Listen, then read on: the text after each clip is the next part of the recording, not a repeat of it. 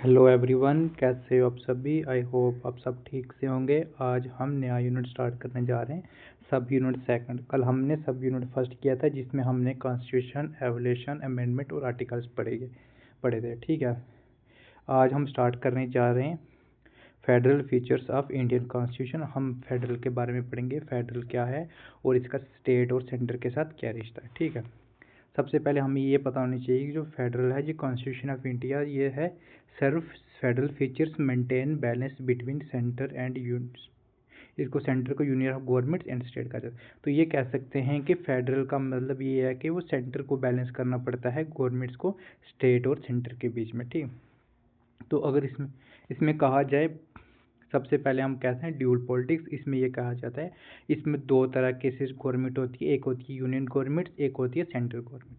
अगर union governments को कहा जाए तो इसको सेंट्रल गवर्नमेंट कहा जाता है, और इसमें हैंडल किसको किया जाता है, national issues like defence, foreign affairs, currency and communication. ठीक, अगर हम स्टेट गवर्नमेंट्स की बात करें, इसमें जो है regional local issue like public order, agriculture, health, local governance की बात करें। तो अगर हम इसकी ट्रिक्स की बात करें तो जो सेंटर है वो किसके लिए काम करता है, नेशनल मैटर के लिए, और स्टेट जो है लोकल रीजनल मैटर के लिए। हाँ, उसके बाद सेकंड पॉइंट की बात करें, ये एक रिटन कॉन्स्टिट्यूशन में लिखा गया था। इसमें कह सकते हैं कि इंडिया के पास जो रिटन कॉन्स्टिट्यूशन है ये लॉन्गेस्ट है, और ओरिजिनली जो थे 395 आर्टिकल्स थे, 22 पार्ट्स और 8 शेड्यूल थे। और आज के टाइम पे अगर बात करें 470 आर्टिकल्स, 25 पार्ट्स और 12 शेड्यूल। आई होप आपको इतना समझ आ गया होगा। नेक्स्ट की हम ये बात करें, इसका पर्पस क्या है। पर्पस क्लियरली था कि power structure and function both centre and state और अवॉइड करना कॉन्फ्लिक्ट्स। मतलब ये था कि क्लियरली कहा गया था कि जो पावर स्ट्रक्चर और फंक्शन थे वो दोनों सेंटर और स्टेट के बीच में होना चाहिए, और कुछ भी कॉन्फ्लिक्ट होना चाहिए, कुछ भी लड़ाई झगड़ा नहीं होना चाहिए। अगर ट्रिक्स की बात करें, सबसे पहले ये है कि रिटर्न है और ये rules clear from both centre and state. अगर थर्ड की पॉइंट की बात करें, डिवीजन ऑफ पावर्स, इसमें हम कह सकते हैं थ्री लिस्ट में कॉन्स्टिट्यूशन डिवाइड जो पावर थ्री लिस्ट में की गई है। तो उसमें आप देख सकते हैं यूनियन लिस्ट में 98 सब्जेक्ट हैं जिसमें सेंटर मेक्स लॉ, इसमें सेंट्रल लॉ बनाते हैं। स्टेट लिस्ट की बात करें, इसमें 59 सब्जेक्ट है, इसमें स्टेट मेक्स लॉ, और उसमें कॉन्करेंट लिस्ट होती है, इसमें जो है 52 subject, both can makes law if conflict centres prevails. अगर हम बात करें तो इसकी हम तीन की बात करें, यूनियन हो गया सेंटर का, स्टेट का हो गया आपको मतलब स्टेट लिस्ट में स्टेट लॉ बनाती है, और कॉन्करेंट हो गया दोनों स्टेट एंड सेंटर बनाते हैं। अगर इस पावर की बात करें, डिस्ट्रिक्ट पावर जो है not mention in list go to centre, ये सेंटर के पास रहती है। अगर ट्रिक्स की बात करें, इसमें यह concurrent centre wins in conflict residue centre. तो उसके बाद हम बात करें सुप्रीमेसी की बात करें, कॉन्स्टिट्यूशन जो है सुप्रीम लॉ ऑफ लैंड है, ये हमें पता है। और उसके बाद ऑल जो लॉ जो है वो मेंटेन कौन करता है, फॉलो कौन करता है, सेंटर एंड स्टेट्स। और उसके बाद कोर्ट को supreme Court, high courts and strike avoid violets constitution. इसमें ये कैसे है, कॉन्स्टिट्यूशन ऑल जुडिशली गार्डियन से चीज़ होती है। इसमें सुप्रीम कोर्ट्स वगैरह जो लॉ होते हैं, उसके बाद हाई कोर्ट जो है जो प्रोटेस्ट वगैरह उसको वायलेट को ख़त्म करते हैं। तो फिफ्थ पॉइंट की बात करें, रिजिड कॉन्स्टिट्यूशन, फेडरल स्ट्रक्चर जो है, सुप्रीमेसी जो है, रिजिड अमेंडमेंट रूल्स है। इसमें ये कह सकते हैं सेंटर और स्टेट पावर जुडिशली रिक्वायर की बात करता है। इसमें आप देखते हैं स्पेशल मेजॉरिटी इन पार्लियामेंट्स और अप्रूवल करता है लीस्ट हाफ ऑफ स्टेट्स। उसके बाद हम ट्रिक्स की बात करें, रिजिड्स रूल की बात करें, फेडरल बैलेंस मेंटेन्स। ठीक, उसका सिक्स पॉइंट की बात करें, इंडिपेंडेंट जुडिशली, जिसमें ये कह सकते हैं सुप्रीम कोर्ट की बात है। सुप्रीम कोर्ट इंश्योर करता है सुप्रीम कॉन्स्टिट्यूशन, जिसमें जुडिशली रिव्यू और रिजॉल्व डिस्प्यूट करता है सेंटर और स्टेट के बीच में जो भी अगर कुछ प्रॉब्लम या कॉन्फ्लिक्ट हुआ हो तो। अगर उसके बाद मेजर की बात करें, सिक्योरिटी 10 ईयर्स ऑफ जज, फिक्स सर्विस कंडीशन, प्रोटेक्ट करता है जुडिशली फ्रॉम गवर्नमेंट इन्फ्लुएंस। और ट्रिक्स की बात करें, जुडिशली जो है umpires between centre and state. अगर हम बात करें बाईकैमरल लेजिस्लेटिव की बात करें, पार्लियामेंट जो है वो दो तरह के हाउसेज होते हैं। एक में कह सकते हैं राज्यसभा, जिसको हम अपर हाउस कहते हैं, रिप्रेजेंट करता है स्टेट को, और लोकसभा का लोअर हाउस इसको रिप्रेजेंट करता है पीपल ऑफ इंडिया। अगर हम बात करें रोल ऑफ राज्यसभा में, इसमें ये कहा गया था कि प्रोटेक्ट करना है state interest and maintain federal balance, even it's less power than Lok Sabha. ठीक, अगर इसकी ट्रिक्स करें, आरएस जो है स्टेट है और एलएस जो है पीपल ऑफ वॉइस। तो राज्यसभा को जो आप कह सकते हैं जो एमएलए होते हैं वो क्या करते हैं, वोट देते हैं किसको, राज्यसभा को। तो उस हिसाब से ये होते हैं, जैसे लोकसभा में लोग वोट्स देते हैं तभी होता है। और जो राज्यसभा के मेंबर्स होते हैं उनको क्या करते हैं, जो हमने इलेक्टेड एमएलए एमपी किए हैं वो जाके क्या किसको वोट देते हैं, राज्यसभा को देते हैं। ठीक है, आई होप ये चीज़ आपको समझ आई होगी। अगर हम बात करें Unitarian non federal feature of Indian constitution की बात करें, इसमें ये कह सकते हैं, इसमें besides federal Indian constitution also strong unitary feature which make central more powerful compared of state. इसमें सबसे पहले एक स्ट्रॉन्ग सेंटर की बात की थी, जिसमें हमने स्टेट लिस्ट, यूनियन लिस्ट और रजिस्ट्री पावर की बात की थी। अगर स्टेट की बात करें, state are not in distribute में कार्य का पार्लियामेंट जो है चेंज बाउंड्री कर सकती है, एरिया कर सकती है, नेम कर सकती है स्टेट बाय सिंपल मेजोरिटी। इसमें इंडिया जो थी उसमें कह सकते हैं कि in distributors unions of distributor states, इसमें यूएस से जो थी वो क्या थी, in distributors union of disturbance. इसमें ये कह सकते हैं स्टेट्स इन इंडिया जो वीकर इन टेरिटरी कंट्रोल। उसके बाद सिंगल कॉन्स्टिट्यूशन की बात करें, state can not separate constitution. इसमें ये कह सकते हैं जो एक ही सिंगल कॉन्स्टिट्यूशन रहेगा, स्टेट और सेंटर दोनों उस चीज़ को फॉलो करेंगे। और इसमें ये कह सकते हैं कि 2019 में ये था, एक मिनट सॉरी कहाँ था, हाँ ये एक कहा गया था एग्जाम्प्टेड जो है अर्ली जम्मू एंड कश्मीर जो था वो हैड इट्स ओन कॉन्स्टिट्यूशन। तो आपको पता है कि 370 ख़त्म होने के बाद 2090 की बात हो रही है, तो इसमें जो था जम्मू कश्मीर का अपना कॉन्स्टिट्यूशन था 158 आर्टिकल से। इसमें तो जम्मू कश्मीर अपने हिसाब से क्या करता है, ला जो बने तो उस हिसाब से चलता है। लेकिन आफ्टर 370 रिवोक्ड तो जम्मू कश्मीर का कॉन्स्टिट्यूशन ख़त्म हो गया था। उसके बाद अब जो है इंडिया, मतलब हम ये कह सकते हैं अब सिंगल कॉन्स्टिट्यूशन जो है पूरे मतलब इंडिया में चलता है। ठीक, तो अगर फोर्थ पॉइंट की बात करें, फ्लेक्सिबल कॉन्स्टिट्यूशन की बात हो रही, इसमें ये कहते हैं कि मोस्ट जो अमेंडमेंट थे वो can made by parliament alone, simple और special majority, only centre can propose amendment, US follow state proposal amendment. तो हम ये कह सकते हैं कि जो इंडिया का जो कॉन्स्टिट्यूशन था, इंडिया की जो पार्लियामेंट थी वो सिर्फ क्या करती थी, सिर्फ सेंटर ही प्रपोज करती थी अमेंडमेंट्स में। अगर हम बात करें यूएसए की बात करें तो उसमें जो था वो कौन प्रपोज अमेंडमेंट करता था, स्टेट्स करती थी। ठीक है, तो उसके बाद हम कह सकते हैं no equality of state representative. इसमें ये कहा जाता है कि नो मतलब Rajya Sabha seat based on population, bigger state have more seats, USA centre 2 पर state ensure equality for state. तो इसमें ये कह सकते हैं कि जो राज्यसभा इंडिया की सीट थी उसमें ये कहा गया था कि पॉपुलेशन के हिसाब से आपको सीट दी जाती थी। और अगर यूएसए की बात करें, उन्होंने 2 पर स्टेट कहा गया, चाहे स्टेट छोटी हो चाहे स्टेट बड़ी हो। अगर 6 पॉइंट की बात करें, इसमें 3 इमरजेंसी प्रोविज़न की बात की थी, जिसमें national, state and financial. During emergency centre take full control, federal structure becomes. उसके में ये कह सकते हैं कि जो इमरजेंसी प्रोविज़न थे इसमें नेशनल था, स्टेट था, फाइनेंशियल। अगर जब ये होता तो स्टेट पूरा कंट्रोल कर लेता किसके ऊपर, स्टेट के ऊपर। अगर उसके बाद हम बात करें सिंगल सिटीजनशिप की बात करें, इसमें ये कह सकते हैं कि इंडिया में जो था 1 सिंगल सिटीजनशिप थी। अगर हम यूएसए और ऑस्ट्रेलिया की बात करें तो इसमें ड्यूल सिटीजनशिप थी, national plus state, right to citizen same all over India. ठीक है, तो अगर इंटीग्रेशन जुडिशरी की बात करें, इसमें ये कहा गया था सिंगल जुडिशरी सिस्टम है जिसमें सुप्रीम कोर्ट, हाई कोर्ट और लोअर कोर्ट था, ensure both centre and state law इसके ऊपर मतलब काम करते हैं। अगर हम यूएसए की बात करें उसमें separate federal and state judiciary था। तो हम ये कह सकते हैं इंडिया क्या कर रही थी कि क्या मतलब था इनके कॉन्स्टिट्यूशन में ये था कि सुप्रीम कोर्ट, हाई कोर्ट और लोअर कोर्ट का काम मतलब सिंगल जुडिशरी था। लेकिन अगर यूएसए की बात करें तो उसमें ये था कि फेडरल और स्टेट जुडिशरी का जो रोल था वो डिफरेंस था। अगर उसके बाद हम बात करें ऑल इंडिया सर्विस की बात करें, जैसे आईएएस है, आईपीएस है, आईओ सेंट्रल स्टेट का था। इसमें हम ये कह सकते हैं जो एग्ज़ाम थे वो भी क्या थे, एक मतलब सेंट्रल स्टेट दोनों के लिए थे। ठीक, अगर इंटीग्रेशन की बात करें इसमें ये कहा गया था इंटीग्रेटेड अडल्ट मिशनरी, इसमें ये कहा था सीएजी थी, जो सेंट्रल स्टेट अकाउंट की बात कर रही थी, उसमें अपॉइंट कर रहा था किसको, प्रेसिडेंट को। और state have no control, USA no federal audits of states. उसके बाद हम ट्रिक्स कह सकते हैं finance control by central weaken states. अगर हम 11th पॉइंट की बात करें, parliament authority over state list, इसमें कहा गया था कि पार्लियामेंट कैन लेजिस्लेटर के एनी स्टेट लिस्ट सब्जेक्ट्स, उसमें राज्यसभा रिजोल्यूशन, इसमें no need for emergency state loss executive.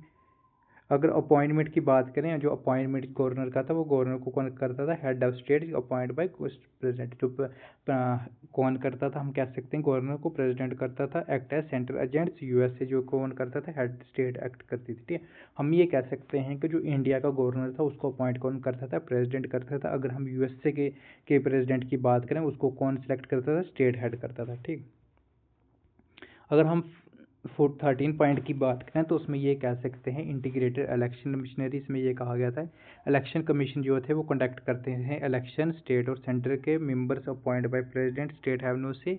USA में ये कहा गया था कि separate election in federal and state. तो इसमें ये कह सकते हैं कि जो इलेक्शन होता था कि वो कौन कंडक्ट करता था, इलेक्शन कमीशनर करते थे सेंटर और स्टेट दोनों के। अगर हम बात करें प्रेसिडेंट की तो उसको कौन अप्रूवल करता था, स्टेट्स करती थी नो से। और अगर हम यूएसए की बात करें तो उसमें ये कह सकते हैं सेपरेट इलेक्शन होता था फेडरल और स्टेट लेवल का, दोनों का इलेक्शन जो सेम होता था। अगर हम वीटो ओवर स्टेट बिल की बात करें, गवर्नर जो थे रिजॉल्व कर रहे थे certain bills is for president approvals और president can withhold assent की बात हो रही है, ठीक है। तो हम अब बात अगर करें, इसमें ये कहा गया है ट्रिक्स की बात करें, state law only if centre allow, ठीक। सेंट्रल मतलब स्टेट लॉ तभी पॉसिबल है जब सेंटर उस चीज़ को अलो करेगी। अगर अब नेक्स्ट हम बात करें फेडरलिज्म और यूनिटरी सिस्टम्स इंडिया की बात करें तो इसमें क्या डिफरेंस है। सबसे पहले हम ये कह सकते हैं political scientist divide governments into unitaries and federals based on relationship between national and regional government. तो हम ये कह सकते हैं कि जो पॉलिटिकल साइंस के स्टूडेंट्स हैं वो गवर्नमेंट्स को दो तरह से डिवाइड किया हुआ है, एक होता है यूनिटरी और एक होती है फेडरल। ये रिलेशनशिप करता है किसके, नेशनल और रीजनल के। अगर यूनिटरी गवर्नमेंट की बात करें, ये जो कहते थे कि पावर जो कंसंट्रेट होती है national governments, regional governments if they exist from national governments.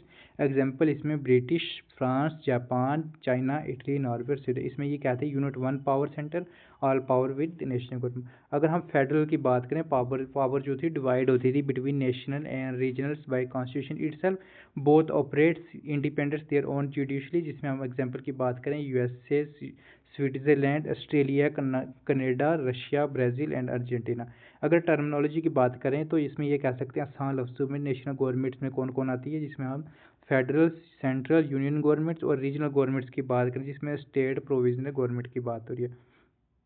अगर हम बात करें ओरिजिन कहाँ से हुआ फेडरेशन, तो इसमें ये कह सकते हैं जो फेडरेशन जो था वो कम फ्रॉम फ्यूडिस ट्रीटीज एग्रीमेंट्स, ठीक है। इसका फाउंड आइदर बस इंटीग्रेशन, जिसे कह रहे थे कि स्मॉल वीक स्टेट को ज्वाइन करना है स्ट्रॉन्ग यूनियन लाइक यूएसए, और डिस इंटीग्रेशन था big unitary state grant autonomy two reasons. इसमें कनाडा की बात हो रही थी, इसमें यूएसए जो थी वो क्या इंटीग्रेशन थी और कनाडा डिसइंटीग्रेशन। अगर यूनिट की बात करें, फेडरेशन जो स्टेट थी canton Switzerland, provision Canada, republic Russia. अगर हम फोर्थ पॉइंट की बात करें, इसमें कह सकते हैं कि इंडियन फेडरल सिस्टम जो है लार्ज साइज ऑफ कंट्री, इसमें सोशल कल्चर की बात हो रही है, डाइवर्सिटी की, और इसमें ये करते थे इंश्योर करते थे efficient government, national unity plus regional autonomy. अगर इसमें कॉन्स्टिट्यूशन की बात करें, constitution does not use word federation. इसमें जो था आर्टिकल फर्स्ट जो था वो कॉल्ड करता है union of state. Y B R Ambedkar की बात करें कि इसमें क्यों कहा गया था, इसमें India federation is not result of agreements among states, state constitute indestructible union. उसके बाद हम बात करें India follow Canadian models not America, ठीक। Strong centre formation for disintegration term union centralising tendency. तो इसमें हम कह सकते हैं कि इंडियन फेडरल सिस्टम जो है वो लार्ज साइज ऑफ कंट्रीज है, इसमें सोशल कल्चर डाइवर्सिटी की बात हो रही है। अगर हम कह सकें कि इंश्योर किस चीज़ का था, गवर्नेंस का था, नेशनल यूनिटी के बारे में था, और रीजनल ऑटोनॉमी की बात करें, और उसमें हम ये कह सकते हैं कि जो इंडिया का जो फेडरलिज्म था वो अमेरिका से नहीं कनेडा मॉडल से फॉलो करता था, ठीक है। तो अगर हम बात करें federal futures of Indian constitution, इसमें हम कह सकते हैं ड्यूल गवर्नमेंट्स है, जिसमें हम स्टेट और सेंटर की बात करते हैं। अगर एग्जांपल की बात करें, सेंटर जो है डिफेंस फॉरेन अफेयर की बात करता है, और अगर हम स्टेट की बात करें, स्टेट की जिम्मेदारी है हेल्थ और एग्रीकल्चर। अगर हम ये कह सकते हैं कि लॉन्गेस्ट ये कॉन्स्टिट्यूशन है, इसमें 470 आर्टिकल्स हैं, 25 पार्ट्स हैं, 12 शेड्यूल्स हैं। तो इसमें ये कह सकते हैं कन्फ्लिक्ट जो है प्रिवेंट कन्फ्लिक्ट को ख़त्म करता था सेंटर और स्टेट के बीच में। अगर डिवीजन ऑफ पावर की बात करें, इसमें जो 3 तरह की बात थी, यूनियन लिस्ट, स्टेट लिस्ट और कॉन्करेंट। यूनियन लिस्ट में 98 थे, स्टेट लिस्ट में 59 थे, और कॉन्करेंट में लिस्ट में 52 थे, ठीक है।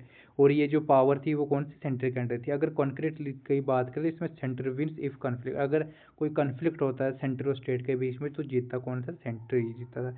अगर सुपरमेंसी ऑफ कॉन्स्टिट्यूशन की बात करें, law must follow constitution, judicially can strikes. अगर मतलब लॉ जो है फॉलो हो रहा है कॉन्स्टिट्यूशन, जुडिशली विल स्ट्राइक, जिसमें एससी सुप्रीम कोर्ट और हाई कोर्ट गार्डियन कॉन्स्टिट्यूशन की बात करें। अगर रिजेक्ट की बात करें, अमेंडमेंट जो affecting centre state require special provision, इसमें सेंटर जो था 1/2 स्टेट अप्रूवल की बात हो रही थी।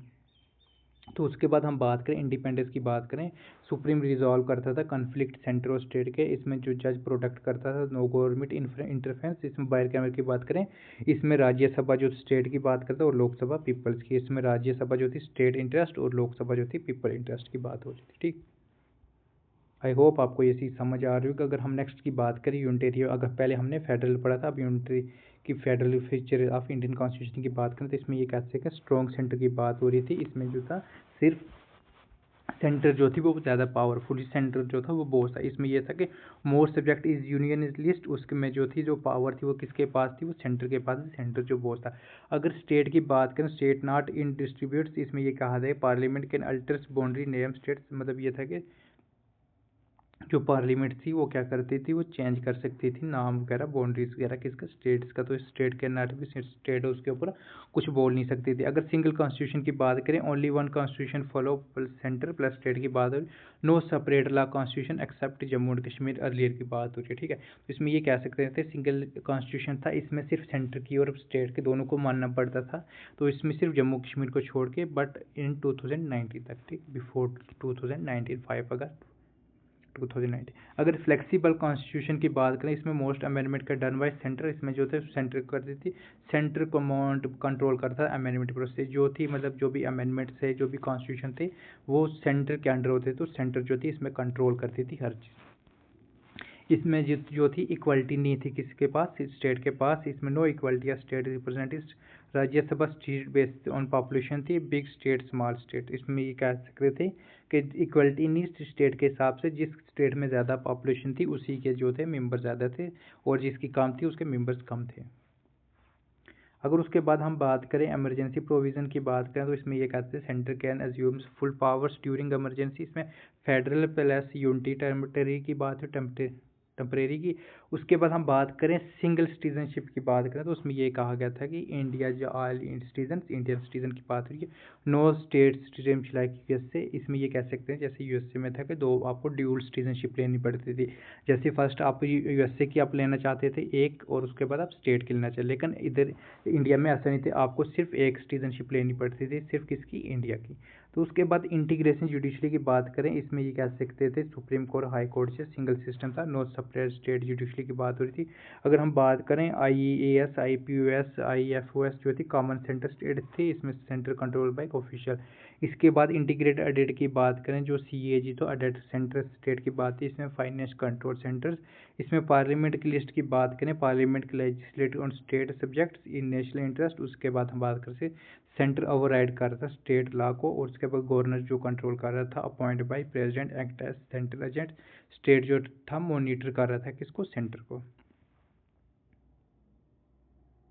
और उसके बाद इंटीग्रेशन इलेक्शन की बात हो रही है, इलेक्शन कमीशन क्या करता है, कंट्रोल करता था भाई प्रेसिडेंट के ऑर्डर के साथ, स्टेट के पास कोई राइट नहीं था। अगर उसे वीटो पावर की बात करें, president can withhold assent की बात हो रही थी, centre can stop state law. उसके बाद हम 7th पॉइंट की बात करें, critical evolution of Indian federalism. इसमें कह सकते हैं कि सबसे पहले जो था वो federal strong unity expert views के बारे में बात करें, केजी की बात करें, इसमें कि इन्होंने कहा था unitary state with subordinates federal futures. अगर मोरिस जॉन की बात करें, बार्गेनिंग फेडरलिज्म, उसका आयर जर्नी की बात करें, इसमें स्ट्रॉन्ग सेंट्रलिज्म टेंडेंसी। अगर ग्रेवियन एस्टियन की बात करें, cooperative federalism, strong central vibe state की बात करें। अगर हम बात करें BR अम्बेडकर की बात करें, उन्हें dual politics, central plus state plus को इक्वल इंडिपेंडेंट असाइन स्पेयर दिया था। और उसके बाद इसमें कहा गया था कॉन्स्टिट्यूशन फ्लेक्सिबल होना चाहिए, unitary plus federal as plus circumstance. अगर हम सुप्रीम कोर्ट की बात करें, 1994 में जो केस हुआ था बाइमोना केस, इसमें ये कहा था India federal, centre can override state only in expectation. Emergency के टाइम पे सेंटर क्या कर सकता था, स्टेट के कंट्रोल सकता था, ऐसे नहीं, state not more mayors appendages of centre. तो अगर हम शॉर्ट ट्रिक्स की बात करें, तो उसमें ये कह सकते हैं फेडरल जो है frontier power, unitary one Bose all control. उसके बाद हम कह सकते हैं इंडिया की बात करते हैं कि federal strong centres plus dual politics. अगर सेंट्रलिस्ट की बात करें तो उसमें स्टेटलिस्ट, रेजिडेंट, सेंटर की बात करें, इमरजेंसी की बात करें फेडरल, यूनिटरी, टेम्परेरी। अगर सिटीजनशिप की बात करें, इसमें जो था सिंगल सिटीजनशिप थी ऑल इंडिया सिटीजन के लिए।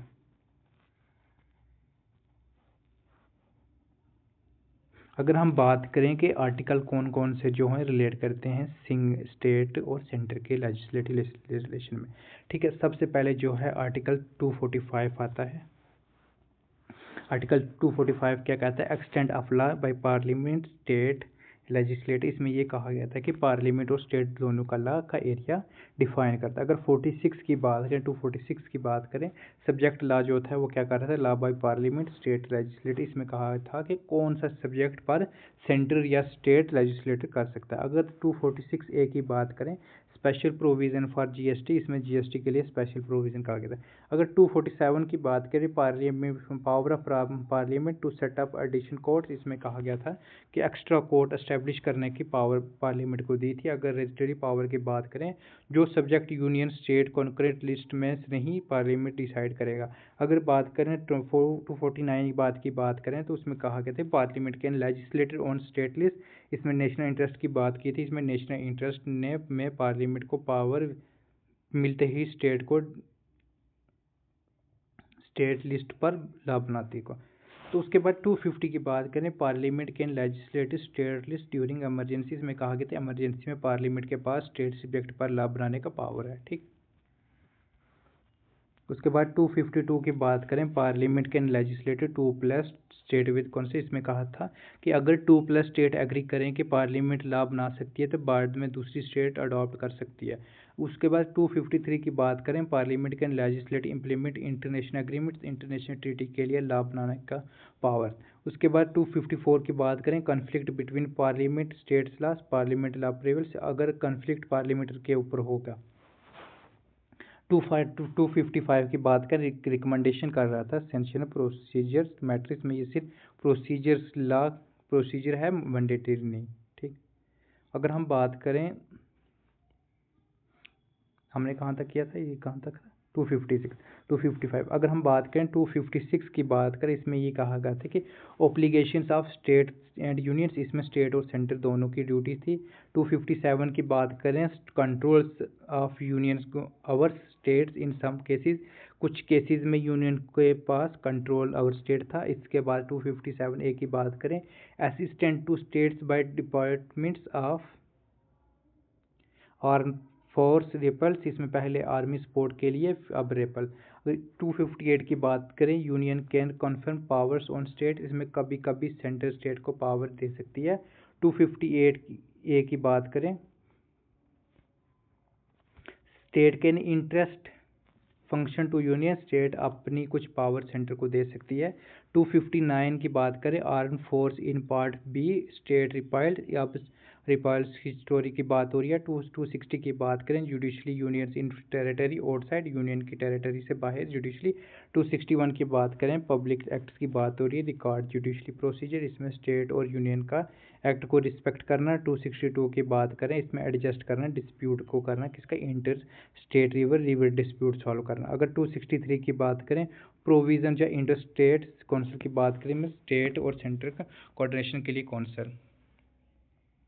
अगर हम बात करें article relative centre state financial relation की बात करें, 268 की बात करें, ये डिस्ट्रीब्यूट कर रहा था किसके ऊपर? रेवेन्यू ड्यूटीज़ के ऊपर, levied by unions by collected by states, इसमें कुछ टैक्सेस सेंटर लगाए, स्टेट कलेक्ट करे उस और यूज़ करे। 268 की बात करें, service tax collect approvals repeal की बात हो रही है।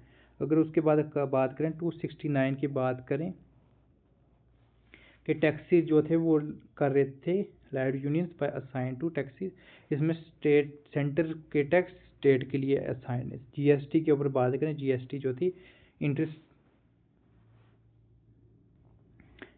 स्टेट ट्रेड, इसमें ये कहा था कि जीएसटी जो है इंटर स्टेट ट्रेड के रूल्स को फॉलो करे। उसके बाद 270 की बात करें कि taxes live distribute between union states, इसमें रेवेन्यू शेयरिंग की बात हो रही है। इसके बाद 271 की बात करें, surcharge on duties taxes for union, इसमें जो था एक्स्ट्रा सरचार्ज फॉर सेंटर की बात हो रही थी। इसमें अगर taxes for levies collected by union distribute, ये रिपेल्ड हो गया था। उसके बाद जो था grant in lieu export during job jutes, इसमें जूट एक्सपोर्ट के लिए ग्रांट किया था। प्रेसिडेंट जो रिकमेंडेशन कर रहा था, रिक्वायर कर रहा था बिल अफेक्टिंग स्टेट, इसमें था अगर स्टेट इंटरेस्ट का टैक्स बिल प्रेसिडेंट के रिकमेंडेशन के साथ देती थी। अगर grant from union certain state की बात करें, स्पेशल ग्रांट की बात करें, उसके बाद टैक्सेस प्रोफेशनल ट्रेड एम्प्लॉयमेंट की बात करें, प्रोफेशनल टैक्स के लिए रूल्स।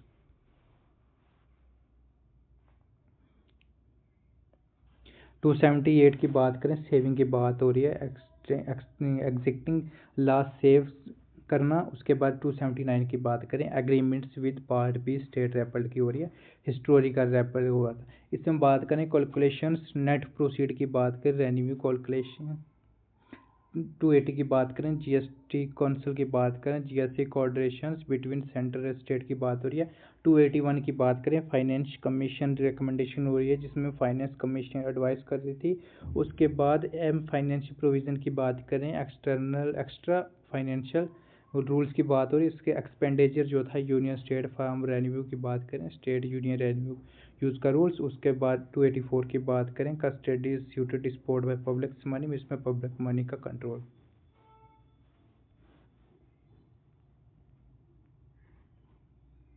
उसके बाद करें 285 की बात करें, union property exempted from state की बात हो रही है, इसमें union property to tax free था इन स्टेट्स। उसके बाद 286 की बात हो रही है, restriction on state taxing in inter state की बात हो रही है, इसमें इंटर स्टेट सेल्स पे tax restriction, electricity tax exemption, electricity tax का रूल्स। उसके बाद state exempted from union tax, waters की बात हो रही है, इसमें वाटर रिलेटेड एग्जामेशन। उसके बाद हम बात करें 289 जो थी state property income exempted from union tax, इसमें स्टेट प्रॉपर्टी टैक्स फ्री की बात हो रही है। एडजस्टमेंट फॉर पेंशंस की बात हो रही है, इसमें फाइनेंशियल एडजस्टमेंट्स। उसके बाद एनुअल पेमेंट्स की बात हो रही है, इसमें रिलीजन्स की बात हो रही है। उसके बाद प्रिविलेज पर सम की बात करें, हिस्टोरिकल रिपर्स। उसके बाद बोरिंग स्टेट की बात करें, स्टेट का बोरिंग पावर।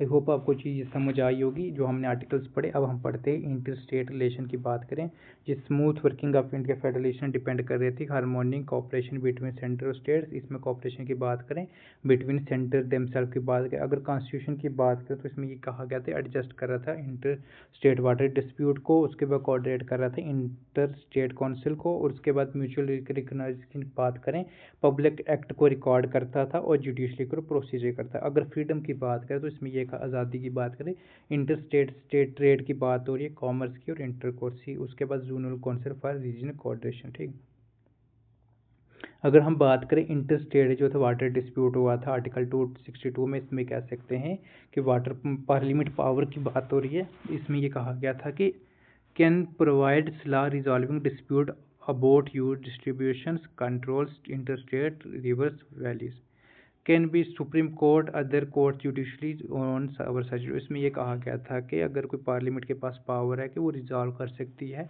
डिस्प्यूट को, जो मतलब डिस्ट्रीब्यूशन कंट्रोल कर रहा है इंटर स्टेट और वैलीज़ को। ये उसके बाद सेकंड पॉइंट ये कहा गया था कि जो बार सुप्रीम कोर्ट था वो उसके ऊपर भी सच डिस्प्यूट के ऊपर डिस्कस कर सकता।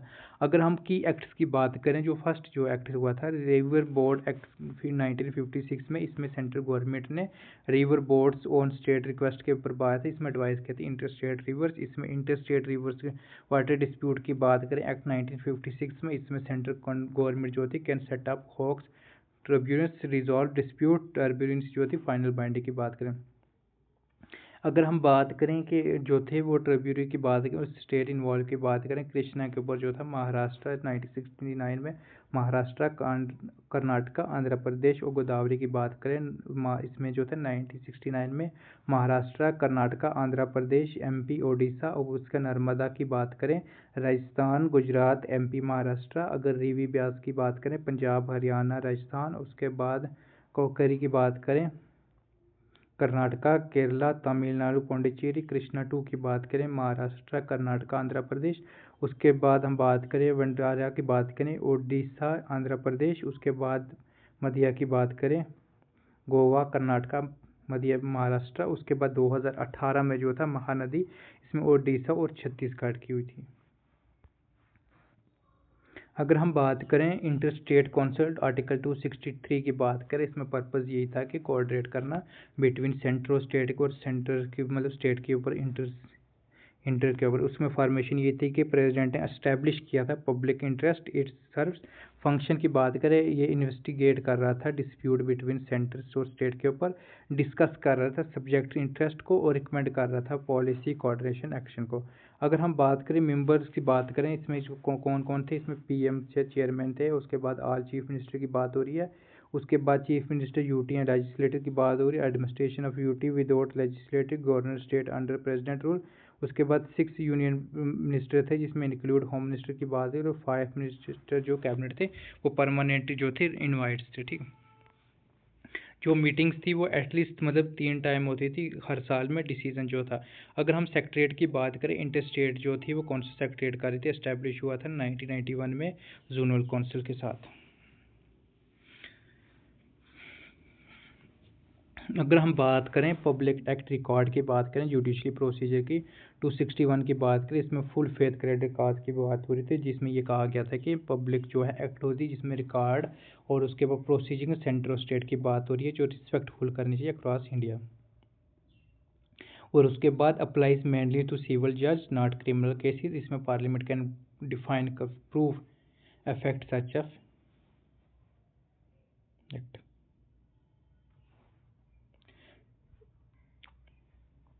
अगर हम बात करें 4 पॉइंट की, इंटर स्टेट जो ट्रेड था कॉमर्स का, आर्टिकल जो थे 301 से लेकर 307। अगर आर्टिकल 301 की बात करें, इसमें किसकी बात हो रही थी, trade commerce intercourse through India shall be free. और अगर ऑब्जेक्टिव्स की बात करें, रिमूवल कर रहा था border barriers between states, one economic zone, exemption की बात है, रिस्ट्रिक्शंस की बात है, parliament can restrict public interest but can not discriminate between state exempt security. तो इसमें ये कह सकते हैं पार्लियामेंट रिस्ट्रिक्ट कर सकती है ट्रेड को पब्लिक इंटरेस्ट के लिए, बट वो स्टेट को डिस्क्रिमिनेट नहीं कर सकती। उसके बाद state legislative can impose reasonable restriction with president prior sanctions. उसके बाद state can tax imports goods like local goods, no discriminate tax. उसके बाद नेशनलाइजेशन लॉ, मोनोपोलीज अलाउड। उसके बाद अथॉरिटी की बात करें, parliament can appointed bodies implements these rule not appointed as far. उसके बाद जोनल काउंसिल की बात करें तो उसमें कह सकते हैं स्टूडियो बॉडीज थी, जिसमें स्टेट ऑर्गेनाइजेशन एक्ट बना था 1956 में। इसका पर्पज़ यही था कि प्रमोट करना कोऑपरेशन को, coordination between states and centres and UTs की बात हो रही है। इसमें जो 5 जोन की बात हो रही है, जिसमें north, central, east, western, south की बात हो रही है। तो अगर हम बात करें नॉर्थ की बात करें तो इसमें कौन था, HP, हरियाणा, पंजाब, राजस्थान, दिल्ली, छत्तीसगढ़, चंडीगढ़ और उसके बाद लद्दाख। ये इसका हेडक्वार्टर कहाँ था, न्यू दिल्ली था। ठीक, तो उसके बाद सेंटर की बात करें, इसमें यूपी, उत्तराखंड, छत्तीसगढ़, MP, इसमें कहाँ था, इलाहाबाद की बात हो रही है। इसके बाद ईस्टर्न की बात करें, बिहार, झारखंड, वेस्ट बंगाल, उड़ीसा, कोलकाता। उसके बाद वेस्टर्न की बात करें, गुजरात, महाराष्ट्र, गोवा, दादरा नागर हवेली, दमू एंड दाई, यह मुंबई में था। और उसके बाद साउथर्न की बात करें, आंध्र प्रदेश, तेलंगाना, कर्नाटका, तमिलनाडु, केरला, पांडिचेरी, ये कहाँ थे, चाइना में थे, चेन्नई सॉरी। ठीक, हम साउथर्न की बात करें कौन कौन से थे, आंध्र प्रदेश, तेलंगाना, कर्नाटका, तमिलनाडु, केरला, पांडिचेरी, ये कहाँ पे थे, चेन्नई में थे। अगर हम बात करें मेंबर्स की बात करें तो इसमें कौन कौन से थे, यूनियन मिनिस्टर की बात हो रही है, चीफ मिनिस्टर की बात हो रही है, 2 other minister from each state, UT administration. उसके बाद एडवाइजर जिसमें हम कह सकते हैं नीति आयोग, चीफ सेक्रेटरी और डेवलपमेंट की बात हो रही है, कमिश्नर ऑफ ईच स्टेट। अगर ऑब्जेक्टिव्स की बात करें तो इसमें ये कह सकते हैं इमोशनल इंटीग्रेशन रिड्यूस कर रहा था रीजनलिज्म और प्रमोट कर रहा था इकोनॉमिक सोशल कोऑपरेशन, सिक्योर कर रहा था पॉलिटिकल इक्विलिब्रियम और coordinate development project. Northern eastern council की बात करें, NEC की बात करें, सेपरेट एक्ट कर रहा था 1971 में। और इसमें ये कहा कि स्टेट जो थी वो असम, मणिपुर, मिजोरम और अरुणाचल प्रदेश, नागालैंड, मेघालय, त्रिपुरा, सिक्किम। अगर फंक्शन की बात करें जोनल काउंसिल में, रीजनल प्लानिंग सिक्योरिटी की बात हो रही है। अगर जो हमने ऊपर पढ़ लिया था कि आर्टिकल्स की बात करें, 261 जो था वो पब्लिक एक्ट की बात कर रहा है, फुल फेथ क्रेडिट 262 की बात करें, adjustment inter state water dispute 263 की बात करें, इंटर स्टेट काउंसिल कोऑर्डिनेशन 301 की बात करें, freedom of trade commerce intercourse 302 की बात करें, parliament and restrict trade in public interest. उसके बाद 303 की बात करें, restrictions on legislators power centre states on trades. उसके बाद 304 की बात करें, restrictions on trades among states. उसके बाद 305 की बात करें, savings on existing law state monopoly 306 की बात करें, certain states part B repealed, और 307 की बात करें authority for trades commerce purpose. ठीक, तो ये हमारा second unit sub unit complete हो गया। अब हमारा जो नेक्स्ट सब यूनिट है इसमें हम सब यूनिट 3 इसमें जो है फंडामेंटल राइट्स पहले पढ़ेंगे, फिर उसके बाद फंडामेंटल ड्यूटीज़ की बात करेंगे। फिर सबसे पहले हम बात करें फंडामेंटल राइट की बात करें, इसमें जो था हम क्या से फंडामेंटल राइट जो था पार्ट 3 जो था इंडियन कॉन्स्टिट्यूशन में आता है। इसमें जो थे आर्टिकल 12 से लेकर 35 तक, जिसमें हम ये कह सकते थे कॉन्स्टिट्यूशन जो था इंस्पिरेशन था कहाँ से था, यूएसए था, कॉन्स्टिट्यूशन बिल्स ऑफ राइट्स से था। अगर इसमें ये कह सकते हैं पार्ट 3 जो था मगना कार्टा इंडिया का था, तो वो बिकॉज मतलब उसमें ये कहा था इट प्रोवाइड कॉम्प्रिहेंसिव जस्टेबल राइट्स, और इसमें ये कहा गया था कि इन्फोर्स करना कोर्ट ऑफ लॉ इंडिया जो थे फंडामेंटल राइट। मोर डिटेल्स हम नीचे पढ़ेंगे। मोस्ट ऑफ कंट्री जो थे फंडामेंटल राइट्स वो कहाँ से इंक्लूड हैं, यूएसए से। ठीक, तो आप इसमें ये कह सकते हैं कि आर्टिकल जो थे 12 से लेकर 35 वो किस में आते हैं, फंडामेंटल राइट्स में आते हैं, और पार्ट 3 से आते हैं, और ये कहाँ से कॉन्स्टिट्यूशन से लिए, तो हम बात कह सकते हैं यूएसए से। अगर हम बात करें इसमें किसकी बात हो रही है, इक्वलिटी फॉर इंडिविजुअल की बात हो रही है, प्रोटेक्शन होनी चाहिए, प्रमोशन होनी चाहिए, नेशनल इंटरेस्ट और यूनिटी की बात हो रही है। तो उसके बाद हम ये कह सकते हैं फंडामेंटल राइट जो थे प्रोमोट कर रहा था पॉलिटिकल डेमोक्रेसी, इसमें प्रिवेंट कर रहा था ऑथोरिटेरियन, इसमें ये कर रहा था प्रोटेक्ट सिटीजनशिप्स ओवर रीच कर रहा था, और चेक आर्बिट्रीज, और उसके बाद लॉ एग्जीक्यूटिव की बात करें। ठीक है, तो अगर हम बात करें ओरिजिनल की बात करें, लिस्ट ऑफ फंडामेंटल राइट्स की बात करें, इसमें जो था राइट टू इक्वलिटी जो है आर्टिकल 14 से लेके 18, राइट टू फ्रीडम जो था 19 से लेके 22, राइट टू अगेंस्ट एक्सप्लॉयटेशन की बात करें 23 से लेकर 24, right to freedoms of religion की बात करें 25 से लेकर 28, उसके बाद कल्चर्स एंड एजुकेशन राइट्स की बात करें 29 से लेकर 30, राइट टू प्रॉपर्टी जो 31, और उसके बाद राइट टू कॉन्स्टिट्यूशन रेमेडी जो था 32। अगर हम बात करें नोट की बात करें तो आप ये कह सकते हैं कि राइट टू प्रॉपर्टी जो था वो फंडामेंटल राइट से रिमूव किया था, किस अमेंडमेंट के थ्रू किया था, 44 अमेंडमेंट एक्ट 1978, और उसके बाद इसको लीगल मतलब राइट के अंदर कर दिया था। कौन सा राइट था, आर्टिकल 300A। सो अभी हम बात करें इंडिया के 6 फंडामेंटल राइट्स हैं। 3 जो राइट टू प्रॉपर्टी है वो क्या हो गया 31, वो क्या हो गया वो कैंसिल हो गया, उसको रिमूव करके 300A में कर दिया। ठीक, अगर हम बात करें इसमें कि फंडामेंटल राइट्स की बात करें, इसमें क्या कहा गया था कि सभी जो सिटीजन हैं उनको मतलब क्या मिलना चाहिए, राइट्स मिलना चाहिए, और उसके बाद हम कह सकते हैं फ्रीडम मिलनी चाहिए, और उसके बाद रिस्ट्रिक्शन जो है वो कम होनी चाहिए, उसके बाद जो चीज़ें हैं वो ठीक होनी चाहिए, सुप्रीम कोर्ट ने गारंटी दे उसके ऊपर काम करे। ठीक है, तो ये चीज़ फीचर है। तो हम अगर बात करें अब हम थोड़ा थोड़ा जो है आर्टिकल्स पढ़ने जा रहे हैं। सबसे पहले जो है आर्टिकल 12 का आता है डेफिनेशंस ऑफ स्टेट की बात कर रहा है, जिसमें हम किसकी बात करें, यूनियन गवर्नमेंट्स और पार्लियामेंट की बात हो रही है। इसमें जो था एग्जीक्यूटिव लेजिस्लेटिव ऑर्गन की बात हो रही है, इसमें state government legislative, local authority की बात करें, पंचायत राज, म्यूनसिपैलिटी एक्स्ट्रा और अदर अथॉरिटी की बात करें, जिसमें LIC ONGC सेल की बात हो रही है, इसमें प्राइवेट बॉडी जो थी वो काम कर रही है। ठीक, आर्टिकल 12 किसके ऊपर बात कर रहा है, स्टेट्स के ऊपर बात कर रहा है।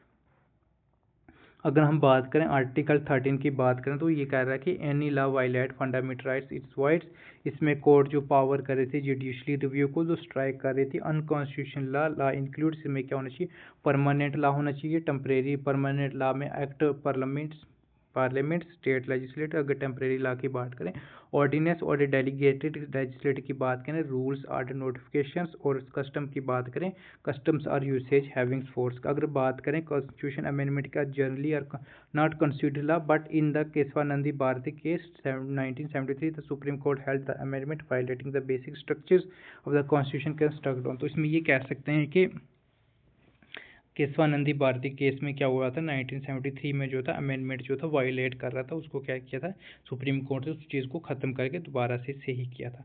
उसके बाद हम कह सकते हैं कि राइट टू इक्वलिटी की बात करें तो इसमें क्या था कि 14 से लेके 18 इक्वलिटी बिफोर लॉ, ये कौन सा है आर्टिकल 14, इसमें ये कहा गया था कि ऑल जो पर्सन है वो सिटीजन क्या करना चाहिए, अप्लाइज होगा कि इक्वलिटी बिफोर लॉ।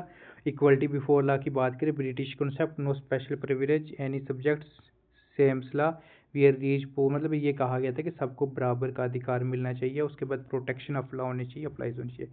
उसके बाद हम कह सकते हैं कि आर्टिकल 14 जो था वो class legislation but reasonable classification था।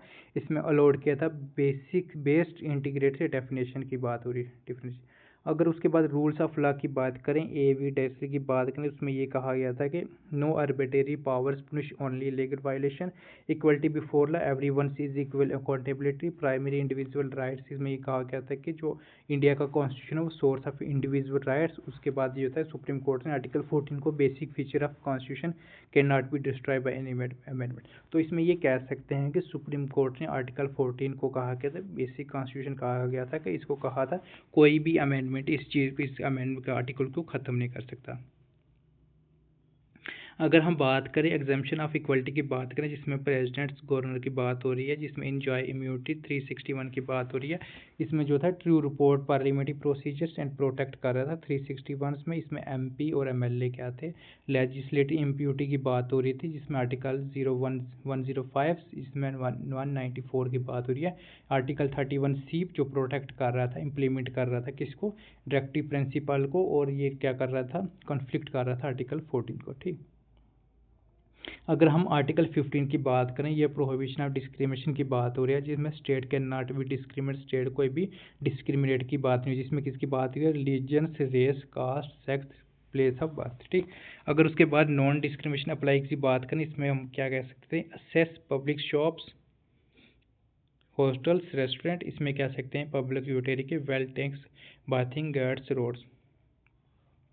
एक्सपेक्टेशन की बात हुई थी, इसमें यह कहा गया स्पेशल प्रोविज़न जो थे वुमेन्स और चाइल्ड के लिए थे, रिजर्व सीट्स और फ्री एजुकेशन की बात हो रही है। स्पेशल प्रोविज़न की बात करें, एससी, एसटी एंड ओबीसी की बात हो रही थी, और साथ में अदर जो थी मतलब बैकवर्ड क्लासेस थी। उसके बाद स्पेशल प्रोविज़न था admission to education institution including privates one. उसके बाद हम बात करें आर्टिकल 14 क्या कहता था, राइट टू इक्वलिटी की बात हो रही है 14 से लेके 18। उसके बाद हम बात करें राइट टू फ्रीडम की बात करें, जिसमें 19 से लेके 22 की बात हो रही है। उसके बाद राइट अगेंस्ट एक्सप्लॉयटेशन की बात करें 23 से लेकर 24। उसके बाद right to freedoms of religion की बात करें 25 से लेकर 28। उसके बाद कल्चर एजुकेशन राइट्स की बात करें 29 से लेकर 30। उसके बाद हम बात करें राइट टू कॉन्स्टिट्यूशन रेमेडीज़ की बात करें तो आर्टिकल 32। तो आर्टिकल्स 18 की बात हो रही है, तो उसमें ये कह सकते हैं प्रोटेक्शन 6 फंडामेंटल राइट की बात हो रही है, जिसमें क्या कह सकते हैं कौन कौन से थे कि फ्रीडम ऑफ स्पीच होनी चाहिए, freedom of speech expression, freedom of peacefully without arms, freedoms of association unions, cooperative societies. उसके बाद freedom of movements, freedoms of resistance, freedoms of practice, profession, carrying occupation, trades and business की बात। तो इसमें ये कह सकते हैं नोट अब ये कर सकते हैं, originally article 19 contain 7 rights including the rights of acquires, hold and disputes property. They deleted on 44 amendments 1978। तो उसमें आप ये कह सकते हैं कि पॉइंट की बात कर सकते हैं कि जो प्रोटेक्ट कर रहा था अगेंस्ट स्टेट एक्शन ओनली, इसमें जो था ओनली सिटीजनशिप की बात हो रही है और रीजनेबल की बात करें। अगर हम ग्राउंड की बात करें, ग्राउंड रिस्ट्रिक्शन आर्टिकल 90, इसमें जो थी आर्टिकल जो था freedom of speech, article 1A इसमें सॉवरेनिटी इंटीग्रिटी सोसाइटीज़ की बात हो रही है, जिसमें फ्रेंड रिलेशनशिप होना चाहिए, स्टेट मोडालिटी वगैरह भी होनी चाहिए। अगर फ्रीडम ऑफ असेंबली पीसफुली की बात करें, आर्टिकल 1 की बात हो रही है, इसमें sovereignty integration of Indian public order की बात करें। इसके बाद करें फ्रीडम्स ऑफ एसोसिएट की बात हो रही है, इसमें 19 की बात हो रही है, इसमें sovereignty integration, Indian public order, morality. उसके बाद फ्रीडम ऑफ मूवमेंट्स की बात करें, आर्टिकल 19D की बात हो रही है, इसमें इंटरेस्ट की बात हो रही है, general public protection, schedule tribes.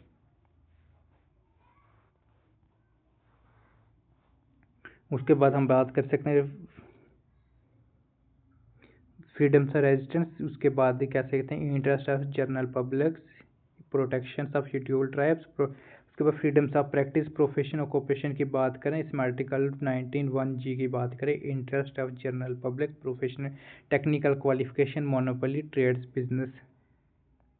और इसके में अब नोट्स की बात करें, इसमें आप ये याद कर सकते हैं कि फ्रीडम्स जो है, फ्रीडम ऑफ स्पीच जो है इंक्लूड कर रही थी।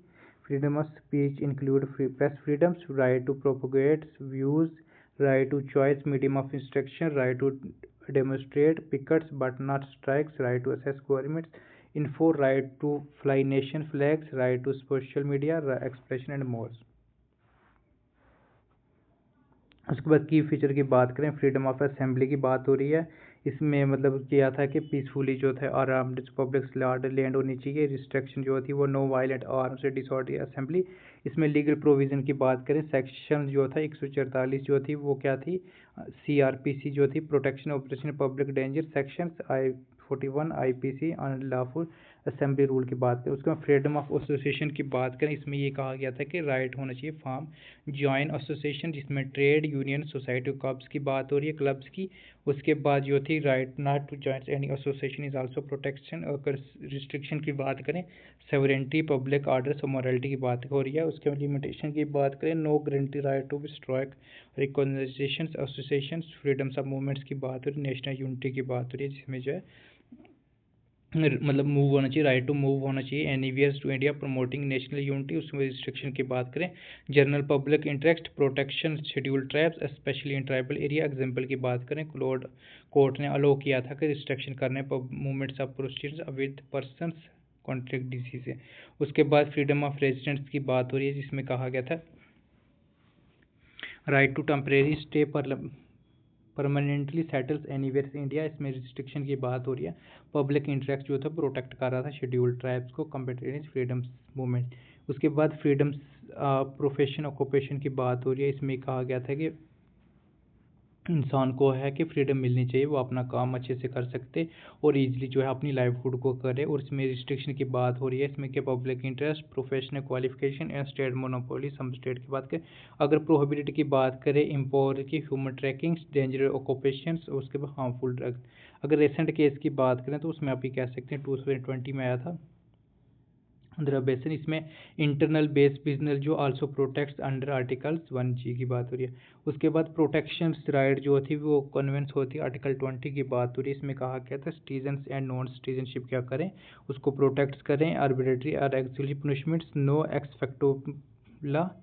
इसमें can not punish for act illegals all time commit, no double jeopardies. इसमें can not be tried punish twice for some offence. उसके बाद नो सेल्फ की बात हो रही है, इनक्रिमिनेशंस जो अगेंस्ट वन सेल्फ। इसमें नोट्स आप याद कर सकते हैं कि प्रोटेक्शन जो होनी है mainly criminal procedure not civil tax cases. उसके बाद आर्टिकल 21 की बात करें, राइट टू लाइफ लिबर्टीज़ की बात हो रही है। आर्टिकल 1 की बात है right to life personal liberties की बात हो रही है कि इंसान के पास अपनी लिबर्टी होनी चाहिए। इसी आपके जजमेंट केस की बात कर सकते हैं। इसमें सबसे पहले जो है गोलपन्ना जो थी 1950 में केस हुआ था। उसके बाद मनेका गांधी जो थे उन्होंने 1978 की बात हो रही है। उसके बाद आर्टिकल 21 की बात हो रही है। इसमें ये कहा गया था कि covers rights die with genetic commons के केस की बात हो रही थी। इसमें आप रिसेंटली अब कह सकते हैं जो थी 2017 की बात है, right to privacy KS Puttaswamy की बात हो रही है। इसमें आप ये कह सकते हैं जो राइट टू प्राइवेसी की अगर बात करें या राइट टू एजुकेशन की बात करें, 14 ईयर जो तक तो वो क्या था, फ्री एजुकेशन दी जा रही थी चाइल्ड को, ठीक। अगर हम बात करें राइट टू एजुकेशन 21A की बात करें, फ्रीडम सी मतलब कि 6 से 14 ईयर तक फ्री एजुकेशन की बात हो रही थी। ये कब आया था, 86 मतलब अमेंडमेंट में आया था, 2002 में आया था, ठीक। और इसमें ये कहा गया था कि ये मतलब ये आया था कि सभी बच्चों को जो है 6 से लेकर 14 तक फ्री एजुकेशन मिलनी चाहिए। और ये इन्फोर्स कब हुआ था, 2009 में हुआ था, ठीक है। और उसके बाद जुडिशियल रिकॉग्निशन की बात करें, विशाल कृष्ण केस जो था 1993 की बात, इसमें फंडामेंटल राइट को प्राइमरी एजुकेशन बोला था। अगर हम बात करें आर्टिकल 22 की बात करें, जिसमें protection against arrest and detention की बात हो रही है। इसमें पर्सनल अरेस्ट और डिटेंशन की बात हो रही है अंडर मतलब ये था प्रिवेंटिव डिटेंशन लॉ। अगर ऑर्डिनरी अरेस्ट की बात करें, right to informs legal constitution produce की बात है 24 hours magistrate approve further detention. उसके बाद मतलब ये कहा गया था कि डिटेंशन के ऊपर मतलब बात कर रहे थे कि बच्चे अगर एक बंदा जो है उसको अगर मतलब डिटेन किया तो उसको कैसे मतलब निकाल सकते हैं, कुछ काम कर सकते हैं। Detention with trials further offence की बात करें, maximum 3 months without advisory board, 44 amendment propose 2 month. उसके बाद हम लॉ की बात करें, MISC की बात करें, रिपेल्ड की बात करें, उसके बाद नासा कोटा UPA एक्स्ट्रा, ठीक है। उसके हम बात करें राइट अगेंस्ट एक्सप्लॉयटेशन की बात हो रही है, जिसमें प्रोहिबिशंस की बात हो रही है, ट्रैफिक्स की बात हो रही है, फोर्स लेबर की आर्टिकल 23 की बात हो रही है। इसमें ये कहा गया था कि आर्टिकल 23 क्या तक है, traffic in human beings, beggar force labours, उसके बाद अदर फॉर्म्स की बात हो रही है। उसके बाद एप्लीकेबल की बात करें, both citizen and non citizenship की बात हो रही थी, अगर इसमें प्रोटेक्ट कर रहा था इंडिविजुअल को from both state and private personal को। ठीक, ट्रैफिक ह्यूमन बींग्स की बात करें, इसमें ये कहा गया था बैलेंस मतलब बाइंग कर रहा था sellings mans womens childrens like goods. उसके बाद इम्पावर्ड ट्रैफिक्स की बात करें, इसमें इंक्लूडिंग्स की बात हो रही है। उसके बाद लॉ इम्प्लीमेंट की बात हो रही है, तो इसमें देखिए इम्पावर्ड ट्रैफिक्स की बात करें, प्रिवेंशन एक्ट 1956, इसका बॉन्डेड लेबर की बात करें, ओबोल्यूशन एक्ट 1976, मिनिमम वेज की बात करें 1948, कॉन्ट्रैक्ट लेबर की बात करें 1970, इक्वल रेन्यूएशन की बात करें 1976। उसके बाद हम बात करें आर्टिकल्स 44 की 24 की बात करें, इसमें प्रोहिबिशन एम्प्लॉयमेंट्स ऑफ चिल्ड्रंस, इसमें जो था चिल्ड्रन की जो थी बिलो 14 ईयर से कोई भी मतलब काम नहीं हो सकता। इसमें रेलिवेंट्स की बात करें, लॉ की चाइल्ड लेबर्स की बात करें 2016, employments children act 1938, factories act 1948, mines act 1952, उसके बाद merchant shipping act 1958, plantation labours act 1951, motor transport workers 1951, उसके बाद बीड़ी सिगरेट सिगार वर्कर एक्ट 1966। इसमें ये कहा गया था सुप्रीम कोर्ट ने इनोवेशन लिया था इनोवेटिव, इसमें कहा गया था 1996 में establish child labours rehabilitation welfare funds 2000 fines पर चिल्ड्रंस एम्प्लॉय। इसमें ये कहा गया था कि अगर कोई बच्चा जो है उसको अगर चाइल्ड लेबर्स के साथ मतलब पकड़ा गया है, तो उस जो जिसने मतलब जॉब दी होगी या कुछ करा रहा होगा, तो उस एम्प्लॉयमेंट को क्या करें 20,000 फाइन देना पड़ेगा। उसके बाद इसलिए करा गया था कि ताकि बच्चे क्या करें, उनकी एजुकेशन हेल्थ न्यूट्रिशन अच्छी हो।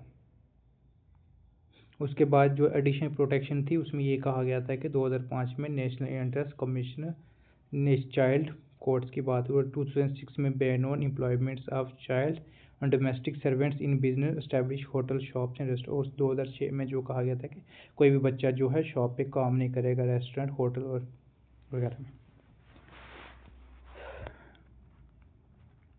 अगर उसके बाद हम बात करें आर्टिकल 25 से लेकर आर्टिकल 28 की बात करें, इसमें right to freedom of religion की बात हो रही है, फ्रीडम ऑफ रिलीजन्स आर्टिकल्स 525 की बात है, इसमें 4 की बात हो रही है, 4 पॉइंट राइट टू ग्रांटेड जो थी, इसमें freedom consider personals inner belief की बात हो रही है, right to profess open declares belief की बात हो रही है, right to practice perform rituals की बात हो रही है, उसके राइट टू प्रोपोगेट कर रहा था जिसमें शेयर बिलीव्स की बात हो रही है, अदर्स फोर्सेबल कन्वेंशन की बात की। उसके बाद कौन था उसमें सिटीजनशिप एंड नॉन सिटीजनशिप की बात हो रही है, रिस्ट्रिक्ट जो था पब्लिक ऑर्डर मोरलिटी हेल्थ की बात हो रही है, और स्टेट पावर की बात हो रही है जिसमें क्या था रेगुलेट कर रहा था, फाइनेंशियल कर रहा था, political activity related to religions. उसके बाद reform social practice in Hindu institution. उसके बाद स्पेशल एक्सप्लेनेशन की बात करें, wearings carrying kirpans act 6 religions. उसके बाद हिंदू इंक्लूड कर रहे थे 6 जैन बुद्धिज्म।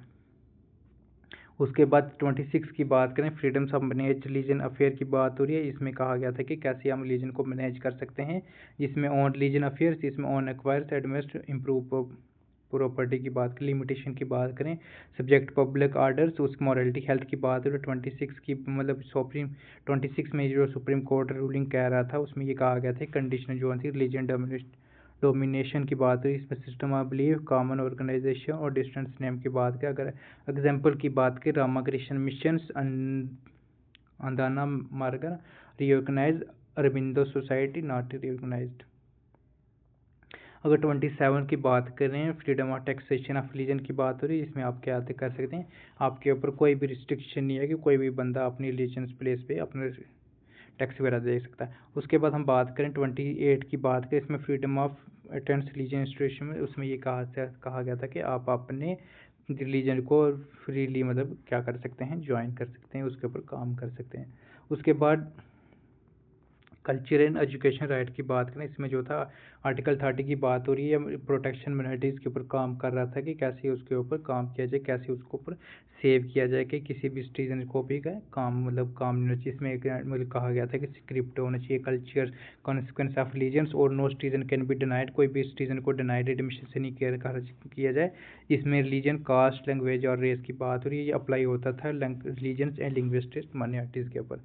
अगर उसके बात करें right to minorities establish administration education institution की बात करें, इसमें कहा गया था कैसे इस चीज़ के ऊपर इस्टेब्लिश किया जाए। इसमें इस्टेब्लिश मिनिस्ट्रीज एंड चॉइस किया था, फेयर कॉम्प्रिहेंस किया था और नॉन डिस्क्रिमिनेट की बात की थी। उसमें सुप्रीम कोर्ट ने जो था गाइडलाइन दी थी मनकाला सरकारी कैथोलिक कॉलेज 2006 में, जिसमें राइट इंक्लूड किए थे choose governing body, appoint teaching non teaching staff, उसके बाद एडमिटिंग स्टूडेंट्स, सेटिंग फीस, उसका यूजिंग प्रॉपर्टी इंस्टीट्यूशन बेनिफिट। अगर लिमिटेशन की बात करें तो इसमें कहा था कि equal treatment with majorities, no reverse discrimination. इसमें कहा गया था कि जर्नल लॉ था, tax, labour contract, sanction curriculums. उसके बाद राइट टू कॉन्स्टिट्यूशन रेमेडीज़ की बात हो रही है। इसको क्या कहा जाता है, हार्ट ऑफ कॉन्स्टिट्यूशन कहा जाता है। किसने कहा था, BR अम्बेडकर ने कहा था। इसमें जो थी 4 रिट्स की जो थी वो इशू किए थे, जिसमें कहा था हर्बियस कॉर्पियस, मेडिनियस को प्रोहिबिशन, सेंसेरी एंड कोवेरेंट्रस। इसमें 4 जो कही थी। इसमें नेशनल इमरजेंसी 359 आर्टिकल्स, उसके बाद आर्टिकल जो था 226 पावर के ऊपर काम, ठीक है। अगर हम बात करें हर्बियस कॉर्पस की बात करें, टू हैव द बॉडीज, इसमें कहा जाता है to produce detained person examined legacy, not issue if detention is lawful by competition courts और आउटसाइड जस्टिस। उसके बाद मोमेंटिज्म की बात करें कि वही कमांड्स की बात हो रही है। इसमें कहा गया था कि डायरेक्ट जो है public official body to perform duties. इसमें no against any private individual, president, governor और डिस्ट्रिक्ट ड्यूटीज। उसके बाद प्रोहिबिशन की बात करें, टू फॉरबिड, इसमें कहा गया था कि stop lowers court tribunals from executing judiciary. उसमें कहा गया था कि ओनली अगेंस्ट जुडिशरी का से जुडिशरी बॉडीज। उसके बाद कहा था स्टेरियो की बात करें, टू बी सर्टिफाइड, उसमें quash orders of law court tribunals, उसमें ओनली जुडिशरी का quasi judiciary authority issue after final order. और उसके बाद क्यों की बात करें लास्ट की, तो इसमें कह सकते हैं बाय व्हाट अथॉरिटी जो रिचेक कर रहा था claims and public officer, only जो था substantive public officer can not be misted private officer. अगर हम समरीज की बात करें तो उसमें कह सकते हैं 23-24 जो था प्रोटेक्ट कर रहा था अगेंस्ट एक्सप्लॉयटेशन चाइल्ड, 25 से 28 प्रोटेक्ट रीजन फ्रीडम्स, 29 से 30 जो थे protect culture freedoms religion minority, और 32 था वो क्या था रेमेडीज़ के ऊपर बात हो रही थी। अगर 33 की बात करें इसमें किसके ऊपर था, आर्म फोर्स फंडामेंटल राइट की बात हो रही है। आर्म 33 जो था पार्लियामेंट को रिस्ट्रिक्ट कर रहा था, सस्पेंड कर रहा था fundamental right for members of armed force, paramilitary force, उसके बाद police force, integrated intelligence agency, उसके बाद अदर्स एनोक्लियर फोर्स की बात हो रही है। इसका पर्पज़ ये था कि इंश्योर करना, डिसिप्लिन की बात हो रही है, डिस्चार्ज ड्यूटीज़ इन फोर्स। इसके बाद की पॉइंट्स की बात करें तो इसमें बात कर सकते हैं पार्लियामेंट नॉट स्टेट के का legislator can makes law under article 33 की बात हो रही है। अगर एग्जाम्पल की बात करें तो इसमें जो था आर्म एक्ट 1950 में बना था, नेवी एक्ट 1950 में, एयर एक्ट जो था 1950 में, पुलिस फोर्स था, रिस्ट्रिक्ट ऑफ राइट 1996, उसमें बॉर्डर सिक्योरिटी एक्ट की बात हो रही है। अगर हम बात करें आर्टिकल 34 की बात करें, मार्शल एंड फंडामेंटल राइट की बात करें, इसमें restrict fundamental rights when martial law is in force. उसके बाद बता रहे थे कैसे मतलब मार्शल लॉ जब हो जाए तो उसके ऊपर कैसे फंडामेंटल राइट्स को बचाना है। तो ये इसका स्कोप आप देख सकते हैं। Martial law versus national emergency की बात करें, स्कोप यह था कि only fundamental right plus state centres parliament tenure की बात करें, government suspend civil government ordinary courts, इसमें गवर्नमेंट जो थी कोर्ट कंटिन्यूज। इसमें ग्राउंड की बात करें, break downs law orders, war extension aggression arm revolution की बात करें, एरिया की बात करें specific area, whole countries are part. Constitution provision की बात करें, इम्प्लीमेंट आर्टिकल 34, एक्सप्लेंट की बात करें आर्टिकल 352। उसके बाद आर्टिकल 35 की बात करें, इसमें ये था कि लॉ रिलेटिंग फंडामेंटल राइट्स, इसमें कह सकते हैं रेजिडेंट रिक्वायरमेंट्स की बात हो रही है, एम्पावरमेंट कोड की बात हो रही है, रिस्ट्रिक्ट्स आर्म फोर्स, उसके बाद इमिडीज की बात हो रही है। राइट टू प्रॉपर्टी जो करंट स्टेटस की बात करें तो इसमें फंडामेंटल राइट जो था 91 की बात हो रही है, 31 जो अबॉलिश हुआ था 44 की बात हो रही है, 44 अमेंडमेंट 1978 में हो रही थी, जो इसमें अब लीगल कॉन्स्टिट्यूशन राइट बन गया था अंडर आर्टिकल 300A।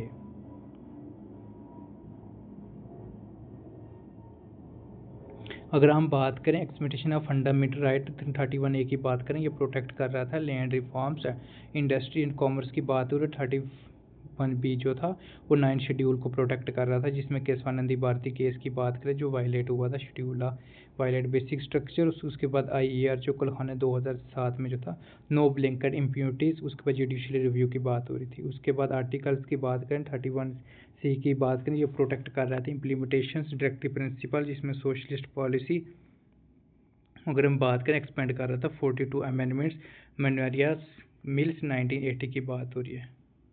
अगर क्रिटिसिज्म की बात करें तो उसमें जो था कहा गया था कि क्रिटिसिज्म ऑफ फंडामेंटल राइट, इसमें एक्चुअली लिमिटेशन थी। No social economics right, virtual language हो रही थी। No permanent suspension during emergency, expensive remedies, उसके प्रिवेंशन डिटेंशन, उसके बाद नो कॉन्स्टिट्यूशन फिलासफी। अगर सिग्निफिकेंस की बात करें तो इसमें ये कह सकते हैं foundation of democracy, protect materials moral right, safeguards individual liberty, ensure rural law, उसके बाद protect minorities weaker section, strength कर रहा सेकुलरिज्म को, और लिमिटेड जो था वो गवर्नमेंट्स पावर और प्रमोट कर रहा था सोशल इक्वलिटी जस्टिस, और इंश्योर कर रहा है डिग्निटी इंडिविजुअल, और फैक्टलाइज कर रहा था पॉलिटिकल पार्टीज। हम कह सकते हैं राइट जो थे आउट साइड हुए थे पार्ट थर्ड में। नॉन फंडामेंटल राइट की बात करें 265 जो थे no tax without law, 300A की बात करें राइट ऑफ प्रॉपर्टी, 301 की बात करें फ्री ट्रेड कॉमर्स, उसके बाद 326 की बात करें अडल्ट सफेज इलेक्शन की बात हो रही है। उसके बाद डिफरेंस की बात करें वायलेशन जो थी वो सुप्रीम कोर्ट ओनली जो थी वो ऑर्डिनरी आर्टिकल 226। ये जो समरी है आप ये देख सकते हैं। Article 12 definition of state, article 30 जो था फंडामेंटल राइट कर रहा था, article 14 equality before law, article 15 prohibition of discrimination, article 16 equality of opportunity, article 17 abolition of untouchability, article 19 freedom of speech assembly movements, article 20 protection criminals matter, article 21 जो था protection of life liberties, article 22 जो था वो protection against prevented detention, article 23 prohibition of trafficking force labour, 24 की बात करें prohibition of child labour, 25 से लेकर 28 freedom of rights culture rights की बात हो रही है, 29 की बात करें प्रोटेक्शन ऑफ माइनॉरिटीज राइट्स। उसके बाद आर्टिकल 31A की बात करें तो उसमें था exploitation rights of land reform directive principle, 32 की बात करें इन्फोर्समेंट ऑफ राइट्स, उसके बाद 33 की बात करें parliament can restrict right of force, 34 की बात करें रिस्ट्रिक्शन अंडर मार्शल लॉ, 35 की बात करें parliaments makings powers right enforcement. ये जो था हमारा आर्टिकल मतलब फंडामेंटल राइट का टॉपिक जो कंप्लीट हो गया है। नेक्स्ट हमारा टॉपिक है directive principles of state policy, जिसको हम कहते हैं DPSP। ठीक है, ये लोकेशन हम बात करें कॉन्स्टिट्यूशन की पार्ट 4 था, इसमें आर्टिकल 36 से लेके 51 की बात हो रही है।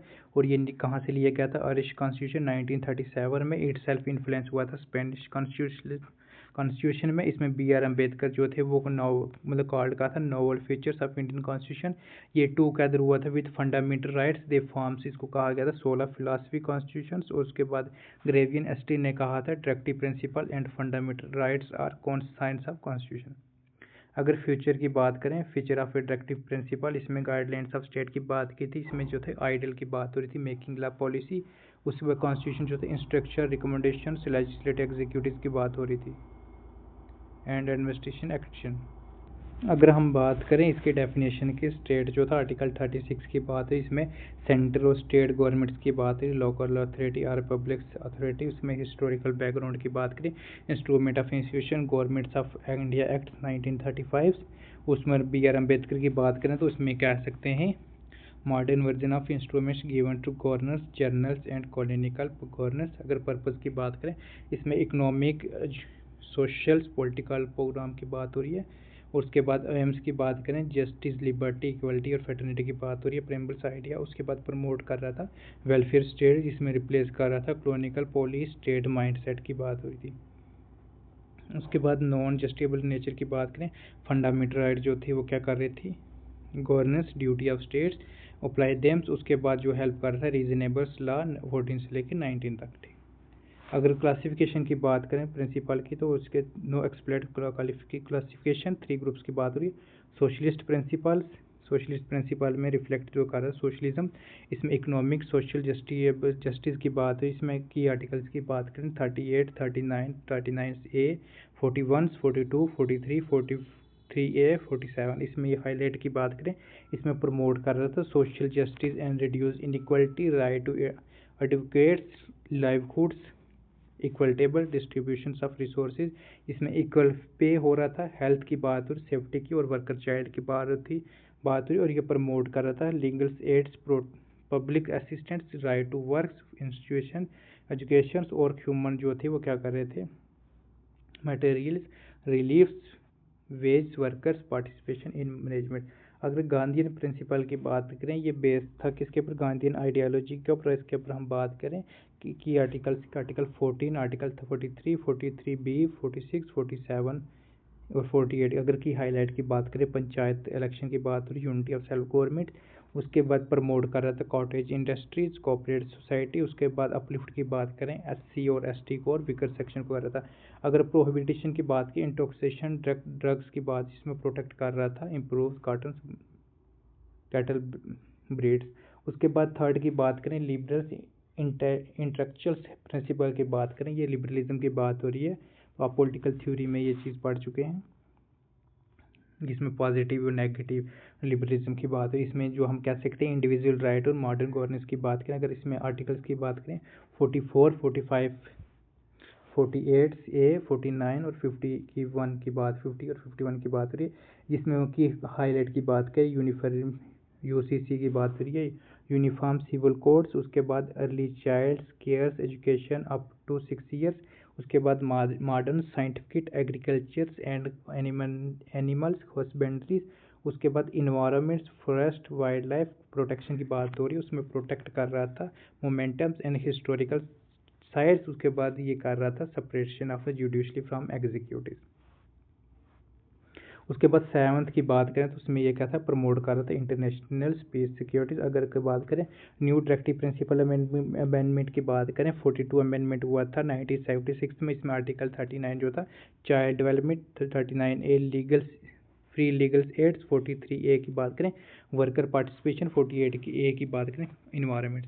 अगर 44 की बात करें तो इसमें था 1978 में आर्टिकल 38 रिड्यूस इनइक्वालिटी की बात हो रही थी, आर्टिकल जो था अमेंडमेंट 86 अमेंडमेंट 2002 की बात करें, आर्टिकल 45 में early childhood cares, no fundamental right under 21A की बात हो रही है। अगर 95 अमेंडमेंट की बात करें 2011, इसमें आर्टिकल 43B था, इसमें प्रमोट कर रहा था डेमोक्रेटिक प्रोफेशनल्स और उसके बाद कोऑपरेटिव सोसाइटी की बात हो रही थी। अगर सैंक्शन की बात करें तो इसमें यह कहा गया था कि sanction reason for non justiciables limited financial resource, इसमें कह सकते हैं डाइवर्सिटी बैकवर्डनेस इन कंट्रीज। उसके बाद फ्लेक्सिबल की बात हो रही है, उसके बाद पॉलिटिकल फोर्स की बात करें 37 की बात हो रही है, इसमें BR अम्बेडकर इग्नोरिंग कर रहा था DPSP गवर्नेंस ऑफ इलेक्शन, ठीक है। अगर डिफरेंस की बात करें फंडामेंटल राइट्स और डायरेक्टिव प्रिंसिपल में, इसमें नेचर की आप देख सकते हैं, negative prohibit states from doing certain things, इसमें positive require state to do certain things. Justiciable की बात करें, justiciable legal enforcement, non justiciables non enforcement by courts. Aims की बात करें पॉलिटिकल डेमोक्रेसी, इसके बाद करें सोशल इकोनॉमिक डेमोक्रेसी। सेंशन की बात करें लीगल्स और मॉरल राइट की बात हो रही है। उसके बाद वेलफेयर फोकस की बात करें इंडिविजुअल्स, और इसमें जो थी कम्युनिटी सोसाइटी। इन्फोर्समेंट की बात करें ऑटोमेटिक्स, इसमें जो था रिक्वायर लेजिस्लेटिव की बात करें। अगर कोर्ट की बात करें can declares law अनकॉन्स्टिट्यूशन, can upholds if implement DPSP की बात हो रही है। अगर क्रिटिसिज्म की बात करें नो लीगल फोर्स की बात हो रही है। उसके बाद इलॉजिकल अरेंजमेंट, कंजर्वेटिज्म थी, और उसके बाद पोटेंशियल कॉन्स्टिट्यूशन कॉन्फ्लिक्ट की बात हो रही है, जिसमें centre versus state, presidents versus PM, governor versus chief ministers. एक इसने कहा था के सत्यराम की बात है। अगर यूनिटी की बात करें तो उसमें कह सकते हैं इंस्ट्रूमेंट्स इंस्ट्रक्शन की बात हो रही है, गाइड कोड की बात हो रही है, प्रेम्बल की बात हो रही है, स्टेबिलिटी यूनिटी की बात हो रही है, और supplement fundamental right, opposition public जो चेक कर रही थी गवर्नमेंट पॉलिसी को, और उसके बाद कॉमन पॉलिटिकल मैनिफेस्ट। अगर हम बात करें स्कॉलर व्यूज़ की बात करें, जिसमें LM संजीवी जो थे इन्होंने कहा कहते life giving profession of constitution. उसके बाद MC चगला की बात करें, if implemented fully India heavens on earth. और ग्रेविन स्टैंड की बात करें, ये सोशल रेवोल्यूशन को प्रमोट कर रहे थे। और उसके बाद बी एन राव की बात करें, इसमें ये था कहा गया था कि मॉरल्स प्रिसेशन, जिसमें एजुकेशनल गाइडिंग्स वैल्यूज़ की बात की थी।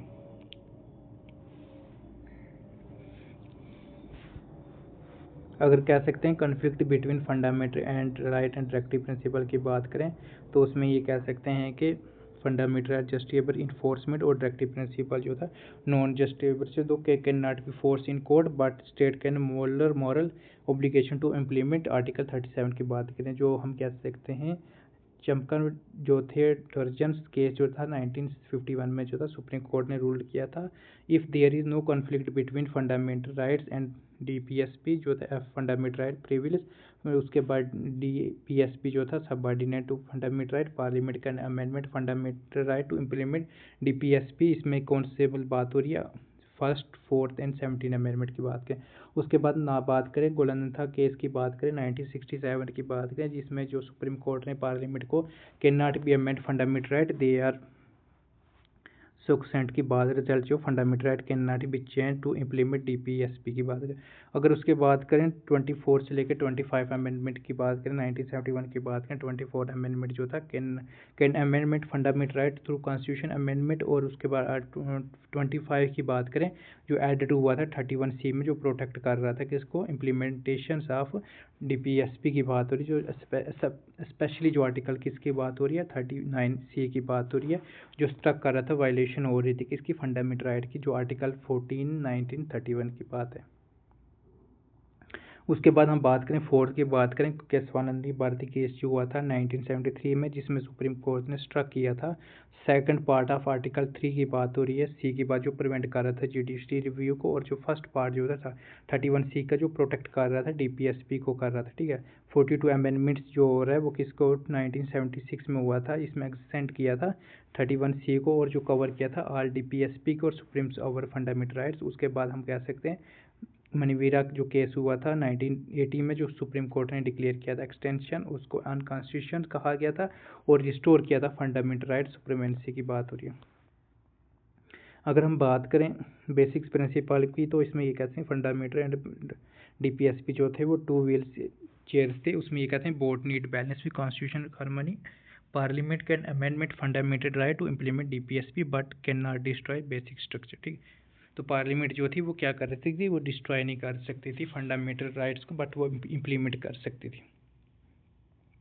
तो उसके बाद हम कह सकते हैं इम्प्लीमेंटेशन ऑफ डायरेक्टिव प्रिंसिपल की बात करें, सिंस 1950 की बात हो रही है, जिसमें सेंटर स्टेट जो थे इंप्लीमेंट हुए थे, DPSP की बात हो रही है, जिसमें सबसे पहले देख सकते हैं प्लानिंग डेवलपमेंट की बात हो रही है, जिसमें आप कह सकते हैं प्लानिंग कमीशन 1950 की, और रिप्लेस हुआ था नीति आयोग 2015 की, और 5 ईयर जो एम हुआ था social economic justice, land reforms जिसमें अबॉलिशन हुआ था, जिसमें जमींदार जागीरदार टेंडेंसी रिफॉर्म्स, उसके बाद लैंड सीलिंग्स, और उसके बाद प्रमोशन किया था कोऑपरेटिव फार्मिंग। अगर लेबर वेलफेयर की बात करें, जिसमें मिनिमम वेज की बात हुई थी 1948 की बात हो रही है, पेमेंट्स ऑफ वेज एक्ट 1936 की, कॉन्ट्रैक्ट लेबर एक्ट हुआ था 1970 की, और चाइल्ड लेबर प्रोहिबिशन की बात करें 1986 की बात करें, और प्रोहिबिशन जो चाइल्ड का हुआ था 2006 की बात हो रही है, रिमेनिंग लॉ 2016। अगर 4 की बात करें वुमेन वेलफेयर, जो इसमें 1961 1976 की बात, इकोनॉमिक्स मेजर की बात हो रही है, लीगल एड जस्टिस की बात हो रही है, कॉटेज स्मॉल केयर इंडस्ट्री की, रूरल डेवलपमेंट्स की। उसके बाद इन्वायरमेंट वाइल्ड लाइफ की बात करें, जिसमें आप वाइल्ड लाइफ प्रोटेक्शन की बात कर सकते हैं, फॉरेस्ट कन्वेंशन की बात कर सकते हैं, वाटर एयर एक्ट की बात कर सकते हैं, नेशनल फॉरेस्ट पॉलिसी की बात कर सकते हैं, एग्रीकल्चर एनिमल हस्बेंड्री की बात हो रही है। उसके बाद आप पंचायत राज की बात कर सकते हैं, 73 अमेंडमेंट्स की बात हो रही है, ठीक है। उसके बाद सोशल जस्टिस की बात करें, जिसमें reservation SC and ST OBC EWS की बात हो रही है। उसके बाद जुडिशरी रिफॉर्म की बात हो रही है, कल्चर हेरिटेज की बात हो रही है, हेल्थ की हो रही है। उसके बाद अदर मेजर की बात करें, कॉ प्रोटेक्शन लॉ की बात हो रही है, ओल्ड एज पेंशन स्कीम्स वगैरह की हो रही है। उसके बाद चैलेंज की आप कह सकते हैं, जिसमें limited financial resource, social economic inequality, population pressure, centre state conflicts. इसमें हम कह सकते हैं डायरेक्टिव जो आउटसाइड जो पार्ट 4 थे, इसमें कह सकते हैं आर्टिकल 335, जिसमें ST और SC जो क्लेम कर रहे थे इन सर्विस। 350A की बात करें, इंस्ट्रक्शन मदर टंग इन लिंग्विस्टिक माइनॉरिटीज़। उसके बाद 351 की बात करें, development and promotion of Hindi language. तो उसके बाद हम कह सकते हैं जो आर्टिकल्स हैं ये आप याद कर सकते हैं। 36 जो था वो डेफिनेशन ऑफ स्टेट की बात कर रहे हैं।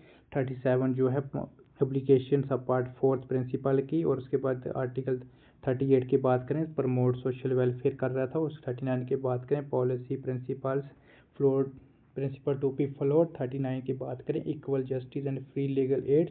40 की बात करें ऑर्गेनाइजेशन ऑफ विलेज पंचायत। 41 की बात करें right to work education public assistance.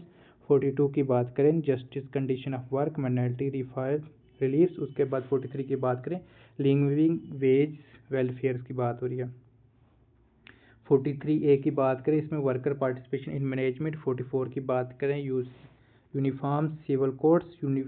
45 की बात करें अर्ली चाइल्डहुड एजुकेशन। 46 की बात करें promotion of SC and ST weaker section. 47 की बात करें rise nutrition of living standard.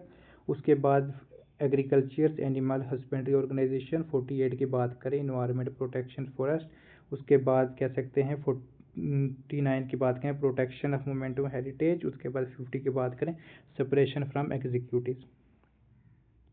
और 51 की बात करें promotion of international peace and securities. तो अब नेक्स्ट जो है फंडामेंटल ड्यूटीज़ की हम बात करें तो उसमें आप ये देख सकते हैं फंडामेंटल ड्यूटीज़ कौन कौन सी है। Fundamental rights and duties are citizen in related but originally जो था इंडियन कॉन्स्टिट्यूशन फंडामेंटल राइट जो ड्यूटीज़ थी वो डायरेक्टिव प्रिंसिपल पार्ट फोर्थ में थी, और फंडामेंटल ड्यूटीज जो थी वो कब आई थी 1976 में 42 अमेंडमेंट्स में, और उसके बाद लेटर वन ड्यूटी एडेड जो हुई थी 2002 में हुई थी। और ये जो ड्यूटीज़ थी वो कहाँ से इंस्पायर हुई थी, रशिया से हुई थी, और ये मोस्ट डेमोक्रेटिक कंट्री थी जिसमें हम कह सकते हैं USA, कनाडा थी, फ्रांस थी, जर्मनी थी, ऑस्ट्रेलिया थी, और do not list citizens duties only Japan does. Socialist countries equal importance right duties की बात करें तो हम कह सकते हैं ये किसने कहा था, जो स्वर्ण सिंह कमेटी जी थी 1976 में जो फॉर्म्ड हुई थी ड्यूरिंग इंटरनल इमरजेंसी 1977 से लेके 1977 तक, ठीक 1975 से लेकर 1977, जो रिकमेंड कर रही थी फंडामेंटल ड्यूटी, और ये सब्जेक्ट तो मतलब कर रही सुजेस्ट कर रही थी, अवेयर कर रही थी रिस्पॉन्सिबिलिटी अलॉन्ग राइट्स। उसके बाद ये कह सकते थे कि गवर्नमेंट एक्सेप्ट कर रही थी, रिकमेंडेशन कर रही थी 42 अमेंडमेंट 1976, और ये कब था इंट्रोड्यूसिंग कर रही थी part 4A and article 51A की बात हो रही है। और इसमें जो था कमेटी जो थी 8 ड्यूटी थी इंप्लीमेंट हुआ था इंक्लूडिंग 10 ड्यूटीज़ की बात हो रही है। उसके बाद सम सजेशन नॉट एक्सेप्टेबल, और उसके बाद पेनल्टी जो थी वो नॉट कॉम्युनिस्ट, और उसके बाद ड्यूटी पे टैक्स की बात हो रही है। अगर हम बात करें list of fundamental duty 50A की बात करें एवरी इंडियन शाल्स की बात हो रही है। इसमें सबसे पहले जो थी क्या कहा गया था कि इसमें जो था कॉन्स्टिट्यूशन जो रिस्पेक्ट थी ideal constitution national flags and national anthem. और सेकंड की बात करें चेरिश एंड नोबल्स आइडियल, जिसमें फ्रीडम स्ट्रगल की बात करें। उसके बाद 3 की बात करें अपहोल्ड कर रहा था सवरेंटी यूनिटी इंटीग्रिटी ऑफ इंडिया। उसके बाद 4 की बात करें डिफेंड कर रहा था कंट्रीज़ को render national service when requires. उसके बाद 5th की बात करें हार्मोनी एंड स्प्लिट ब्रदरहुड की बात हो रही थी। अगर 6th की बात करें रीच हेरिटेज वैल्यू कर रहा था reach and heritage and compost culture. 7th की बात करें प्रोटेक्ट कर रहा था इन्वायरमेंट जिसमें forest lakes rivers wild life and उसके बाद कंपेस की बात हो रही है। उसके बाद 8 की बात करें साइंटिफिक टेम्पर्स की बात हो रही है। 9th की बात करें पब्लिक प्रॉपर्टीज़ की बात हो रही है। 10th की बात करें जिसमें ये कह रहा था नेशनल प्रोग्रेस। और 11 की बात करें जो 2002 में आया था जिसमें प्रोवाइड की थी opportunity for education their children 6 से लेके 14 तक जो थी वो फ्री एजुकेशन कहा गया था। अगर हम बात करें फ्यूचर की बात करें तो उसमें ये कह सकते हैं सम ड्यूटी जो थी मॉरल वो कह रहे थे सिविक्स थी, एग्जाम्पल कर रहे थे कि कैसे रिस्पेक्टफुली नेशनल सिविल की बात हो रही थी। इसमें Indian traditional culture and practice की बात हो रही थी, ये अप्लाई कर रहा था इंडियन सिटीजन को और फंडामेंटल राइट को ऑल पर्सनल। उसके बाद नॉन जस्टिएबल था, उसके पार्लियामेंट के में भी इन्फोर्स। तो उसके ऊपर आप क्रिटिसिज्म की बात कर सकते हैं। जो था सबसे पहले ये था नॉन एग्जिस्टिंग, जी इसका missing duties like voting paying tax and family, ये मतलब मिसिंग था। उसके बाद हम कह सकते हैं नेक्स्ट की बात करते हैं वैल्यूज वज्यूज एंड अमोगोसिस की बात करें, ये टर्म कर रहा था नोबल्स आइडियल्स की जो साइंटिफिक टेम्पर की बात कर रहा था, कंपोज कल्चर्स एंड इंटरप्रिटेशन की बात कर रहा, और ये डिस्क्राइब कर रहा था कोड्स ऑफ मॉरल की बात कर रहा था। उसके बाद सम क्रिटिक्स जो थी वो ये थी कि सिटीजन शुड परफॉर्म नेचुरली। उसके बाद इंक्लूजन जो थी पार्ट 4 एज था वो रिड्यूस कर रहा था, सिग्निफिकेंस कर रहा था। Some argue they follow part 3 along the fundamental rights. अगर सिग्निफिकेंस की बात करें तो उसमें ये कह सकते हैं कि राइट टू रिकमेंडेशन की बात हो रही है, रिस्पॉन्सिबिलिटी की बात हो रही है, डिटेंस अगेंस्ट नेशनल इंटरेस्ट की बात हो रही है, anti national and anti social act की बात हो रही है। उसके बाद इंस्पायर होता है एक्टिविटी पार्टिसिपेशन और डिसिप्लिन कमेटी की बात हो रही थी। और उसके बाद हेल्प कर रहा था किसको, मोहन कुमार सिंह केस जो हुआ था 1991 में, जिसमें आर्टिकल 51 जो था यूज इंटरप्रेट हुआ था कॉन्स्टिट्यूशन वैलिडिटी। उसके बाद रमीला मेडन इंसिडेंट्स हुआ था 2012 में, जो हमें कोर्ट ने ऑब्जर्व किया था, common thread linking part 3 part 4 part 4 एक ही बात हो रही, और इन्फोर्स कर रहा था बाइला पार्लियामेंट जो प्रिस्क्राइब करती penalty failures to fulfil duties. अगर उसके बाद हम कह सकते हैं ना हिस्टोरिकल जस्टिफिकेशन की बात करें, सबसे पहले जो थी IAR गोखले थी, जो थी लॉ मिनिस्टर थे, duty were included address non compares by sections sanction हुआ था, जिसमें ड्यूरिंग इमरजेंसी की बात हो रही है। इंदिरा गांधी के टाइम जो PM जो थे वो क्या कर रहे थे, प्रमोट कर रहे डेमोक्रेटिक बैलेंस की कर रहे थे। और उसके बाद रिस्पॉन्सिबिलिटी फॉर सच राइट्स की बात करें, उसके बाद जनता गवर्नमेंट जो थी पोस्ट इमरजेंसी में डिड नॉट रिमूव देम, और उसके बाद कॉन्स्टिट्यूशनल और नेसेसरी की बात करें। उसके अब हम बात कर सकते हैं वर्मा कमेटी जो 1999 में जो था ऑब्जर्वेशन की, तो उनकी सबसे ये थी कि prevention insult of national honours act 1971 में, और उसमें प्रोटेक्ट किया था कॉन्स्टिट्यूशन फ्लैग एंथम्स। उसके बाद क्रिमिनल लॉ की बात हो रही थी, जिसमें हम कह सकते हैं प्रिवेंटिंग कर रहा था क्रिमिनल इम्यूनिटीज़। उसके बाद protection of civil rights act 1955, Indian penal codes की बात हो रही, अनलॉफुल एक्टिविटी प्रिवेंशन एक्ट 1967 की बात हो रही, जो डिक्लेयर हुआ था कम्युनल्स और ऑर्गेनाइजेशन अनलॉफुल्स। उसके बाद हम 6 की बात करें, representation of peoples arts people act 1951। उसके बाद वाइल्ड लाइफ प्रोटेक्शन एक्ट जो हुआ था 1972 में। उसके बाद फॉरेस्ट कंजर्वेटिज्म एक्ट जो हुआ था 1980s में हुआ था। तो ये जो हमारा जो था थर्ड सब यूनिट कंप्लीट हो गया था। अब हमारा जो नेक्स्ट यूनिट है सब यूनिट नंबर 4, जिसमें हम बात करें जो अमेंडमेंट हुए हैं इंडियन कॉन्स्टिट्यूशन में। ठीक है, तो हम करते हैं। सबसे पहले ये है कि जो इंडियन कॉन्स्टिट्यूशन है अलाउ करता है अमेंडमेंट चेंजिंग कॉन्स्टिट्यूशन नीड्स। इसमें ये कह सकते हैं कि जैसे आप अमेरिका या ब्रिटेन का देख सकते हैं, वहाँ पे ये डिफ़िकल्टी है कि आप अमेंडमेंट कर सकते हैं, लेकिन इंडिया के कॉन्स्टिट्यूशन में आप इस चीज़ को चेंज कर सकते हैं। लेकिन ये कौन से आर्टिकल में, आर्टिकल 368 और पार्ट 20 में क्या है कि जो पावर है किसके पास, पार्लियामेंट के जो अमेंडमेंट को चेंज कर सकती है। ठीक है, अमेंडमेंट कर सकते हैं कॉन्स्टिट्यूशन में। और उसके में ये कह सकते हैं parliament add various repeals and provision but can not be alter basic structure की बात रही। जैसे हम किसकी बात कर रहे हैं, कस्वानंदी भारती केस हुआ था 1973 की बात करें। अगर हम बात करें प्रोसीजर अमेंडमेंट्स जो 368 आर्टिकल्स की बात करें, इसमें सबसे पहले किसकी बात हुई, इनिशिएटिव की बात हुई, जिसमें इंट्रोड्यूस कर रहा था bill either house of parliament not state legislator. इसमें इंट्रोड्यूस कर रहा था मिनिस्ट्री और प्राइवेट मेंबर्स, उसमें परमिशन बाय प्रेसिडेंट की रिक्वायर होती थी। अगर पैसेज की बात करें पार्लियामेंट की, तो इसमें रिक्वायर कर रहा था स्पेशल मेजॉरिटीज़ की बात कर रहा था, जिसमें majority total memberships of force की बात हो रही थी। उसके बाद 2/3 मेंबर जो प्रेजेंट वोटिंग के टाइम होना चाहिए। ठीक, नो जॉइंट सीटिंग होनी चाहिए उसके टाइम। और ईच खोज जो है मतलब जो भी पास होगा वो सेपरेटली दोनों होज से पास होगा, आप बात कर सकते राज्यसभा और लोकसभा की बात हो रही है। अगर उसके बाद हम रेटिफिकेशन बाय स्टेट की बात करें, अगर ज़रूरत पड़े तो उसमें ये कहा गया था फेडरल प्रोविज़न की भी बात, और जहाँ पे state legislative bye simple majority की बात करें।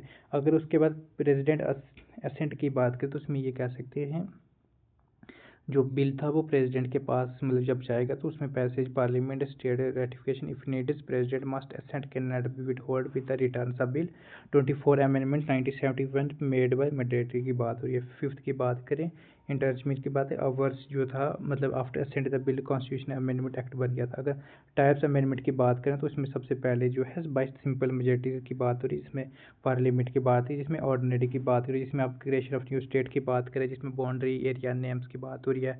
और उसके बाद अबॉलिशन या क्रिएशन लेजिस्लेटिव काउंसिल की बात हो रही है स्टेट। उसके बाद सैलरी प्रोविज़न की बात कर रही है जिसमें प्रेसिडेंट, गवर्नर, जज की बात हो रही है, एमपी की। पार्लियामेंट कोरिकुलम की बात करें, प्रोसीजर की use of English language in parliament. उसके बाद सिटीजनशिप प्रोविज़न की बात हो रही है। उसके बाद 5th 6th जो थे शेड्यूल्ड ट्राइब्स एरिया से एडमिनिस्ट्रेटिव। उसके बाद इलेक्शन एंड डिटर्मिनेशन। उसके बाद यूनियन टेरिटरी।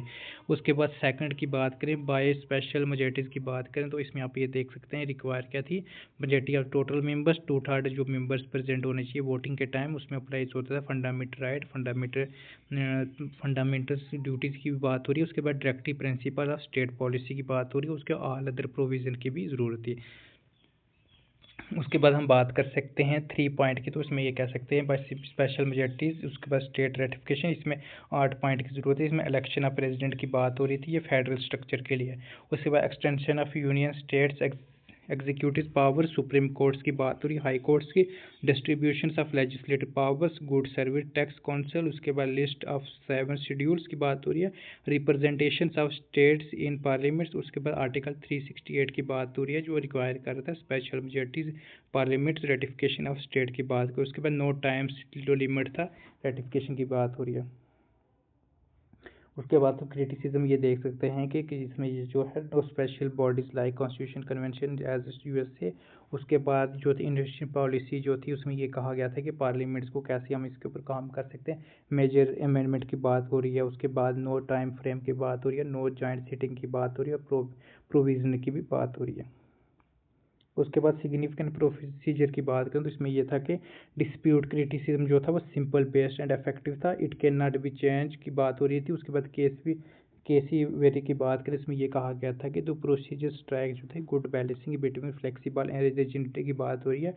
अगर हम बात करें जवाहरलाल नेहरू की बात करें कॉन्स्टिट्यूशन असेंबली की, तो उसने कहा था कि no constitution can be permanent, must be grow of a living nations. और बी आर अम्बेडकर की बात करें फसलाइज अमेंडमेंट्स जो थे वो उसमें हम कह सकते हैं ग्रेवियन अस्टीन ने कहा था कि डाइवर्स एंड कन्वेंस की able to meet changing up की बात हो रही है।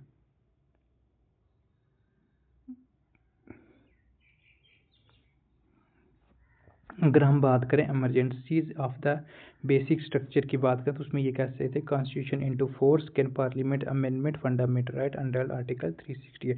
मीन्स ये है कि पार्लियामेंट जो है फंडामेंटल राइट के थ्रू आर्टिकल 368 के थ्रू क्या अमेंडमेंट कर सकती है।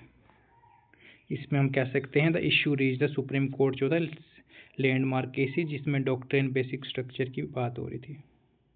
अगर उसके बाद हम बात कर सकते हैं जो कि जुडिशली की योग बात है, इसमें जो थे शंकराचार्य प्रसाद केस था 1951 में जो चैलेंज हुआ था फर्स्ट अमेंडमेंट जो हुआ था 1951 में, जिसमें राइट टू प्रॉपर्टीज़ की बात की थी।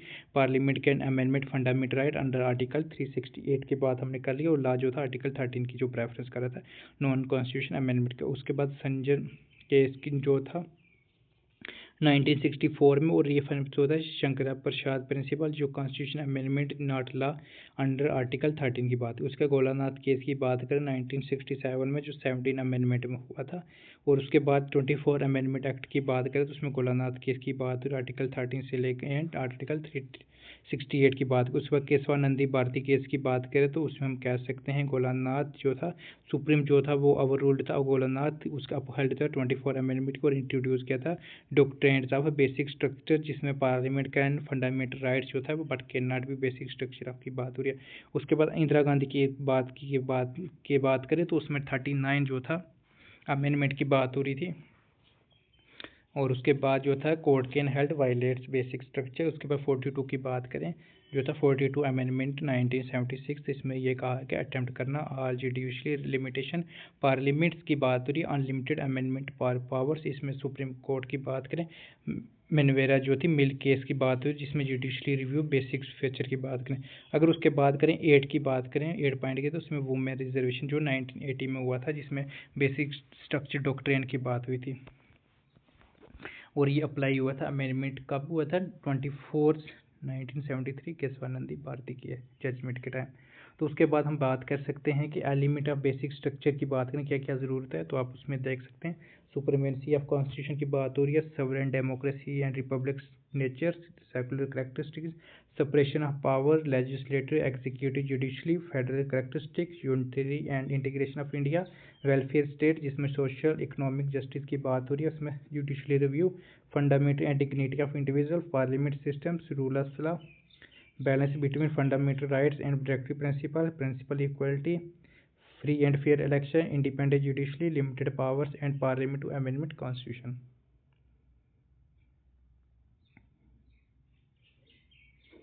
और उसके बाद effective access to justice, principle underlying fundamental rights, उसके बाद पावर सुप्रीम कोर्ट जिसमें आर्टिकल 32, 136, उसके 141 और 142 के बाद उसमें पावर ऑफ हाई कोर्ट जिसमें आर्टिकल 226 एंड 227 की बात है।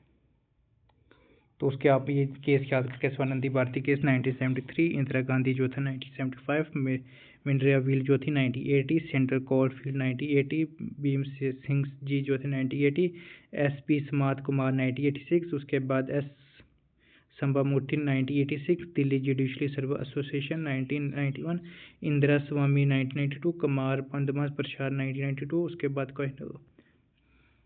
1992, उसके बाद रघुनाथ राव 1993, उसके बाद SR बोमई 1994, L चंद्रा कुमार 1997, इंदिरा स्वामी 1999 और ऑल इंडिया जज एसोसिएशन 2001। उसके बाद कुलदीप नैयर 2006, उसके बाद नागाराज 2006, उसके बाद IAR की बात हो रही है, कोलखेने के 9 शेड्यूल की बात 2007, उसके बाद राम जेठमलानी जो है 2011, नमिता शर्मा जो थी वो 2012, मद्रास बार एसोसिएशन 2014। तो उसके बाद हम जो है अब क्या करते हैं, MCQs करते हैं जो हमने यूनिट फर्स्ट कंप्लीट किया। सबसे पहले आप ये कह सकते हैं कि द इंडियन कॉन्स्टिट्यूशन जो थी वो असेंबली कब बनी थी, 1946 में। उसके हम कह सकते हैं कि किसने कहा था कि आर्किटेक्ट्स ऑफ इंडियन कॉन्स्टिट्यूशन, तो BR अम्बेडकर ने। उसके बाद नेक्स्ट क्वेश्चन की बात करें, विच of the following is not feature of Indian constitution, तो उसमें रिटेन कॉन्स्टिट्यूशन, फेडरल की बात हो रही है, पार्लियामेंट, उसके बाद एब्सेंस की बात नहीं हो रही है। अगर हम फोर्थ क्वेश्चन की बात करें, the ideology of Indian constitution primary based on, ये किसके ऊपर बात हो रही है कि इंडिया की कॉन्स्टिट्यूशन सोशलिज्म, सेकुलरिज्म, डेमोक्रेसी की। उसकी हम बात करते हैं, Indian constitution came into force 26 जनवरी 1950 की बात हो रही है। उसके बाद Indian federal structure and emergency stand की बात करें सेकंड यूनिट की, तो इसमें ये कह सकते हैं विच of the following is the feature of India federalism, single citizenship की बात हो रही है। उसके बाद हम 7 शेड्यूल जो था कॉन्स्टिट्यूशन डील विद, उसमें किसकी बात हो रही है, division of powers between union and state, which amendment introduce cooperative federalism 73 and 74। अगर 9th क्वेश्चन की बात करें तो उसमें कहा गया था कि इंडिया फेडरलिज्म बेस्ट डिस्क्राइब की बात करें तो cooperative federalism with unitary base. उसके बाद हम बात करें the inter state council in India was setup की बात करें 263 की। अगर थर्ड यूनिट की बात करें fundamental rights, directive principle and fundamental duty, तो हम बात करते हैं राइट टू इक्वालिटी किस आर्टिकल्स में कहा गया, तो आर्टिकल 14 से 18 तक। अगर 12 क्वेश्चन की बात करें, विच of the following is the directive principle of policy की बात करें, तो इसमें promotions education and economics interest of SC and ST की बात करें। अगर 13 क्वेश्चन की बात करें, the fundamental duties was added by which amendment, articles amendment 42 amendment. उसके बाद बात करते हैं which articles empower citizen to supreme courts for enforcement fundamental rights, article 32 की बात हो रही है। Which of the following is not a fundamental duties, pay taxes regulation की बात हो रही है। अगर हम 16 क्वेश्चन की बात करें फोर्थ यूनिट की, amendments of constitution provision and procedure, article 368 का है procedure of amendment of constitution. 17 की बात करें, the constitution can amendment by simple majority, special majority, तो ये जो है सभी करता है। तो उसके बाद करते हैं इसका आंसर जो है ऑल ऑफ दीज। अगर नेक्स्ट क्वेश्चन की बात करें, which case establish basic structure doctrine, तो इसमें जो था केशवानंदी भारती केस की बात है। जो प्रेसिडेंट असेंट करता था वो mandatory for constitution amendment bill की बात हो रही है, ठीक है। अगर 20 क्वेश्चन की बात करें तो उसमें यह था कि which of the following can not be amendment if it violate basic structure की बात हो रही है, तो किसकी बात है, फंडामेंटल राइट को हम कभी भी जो है अमेंडमेंट नहीं कर सकते, ठीक है।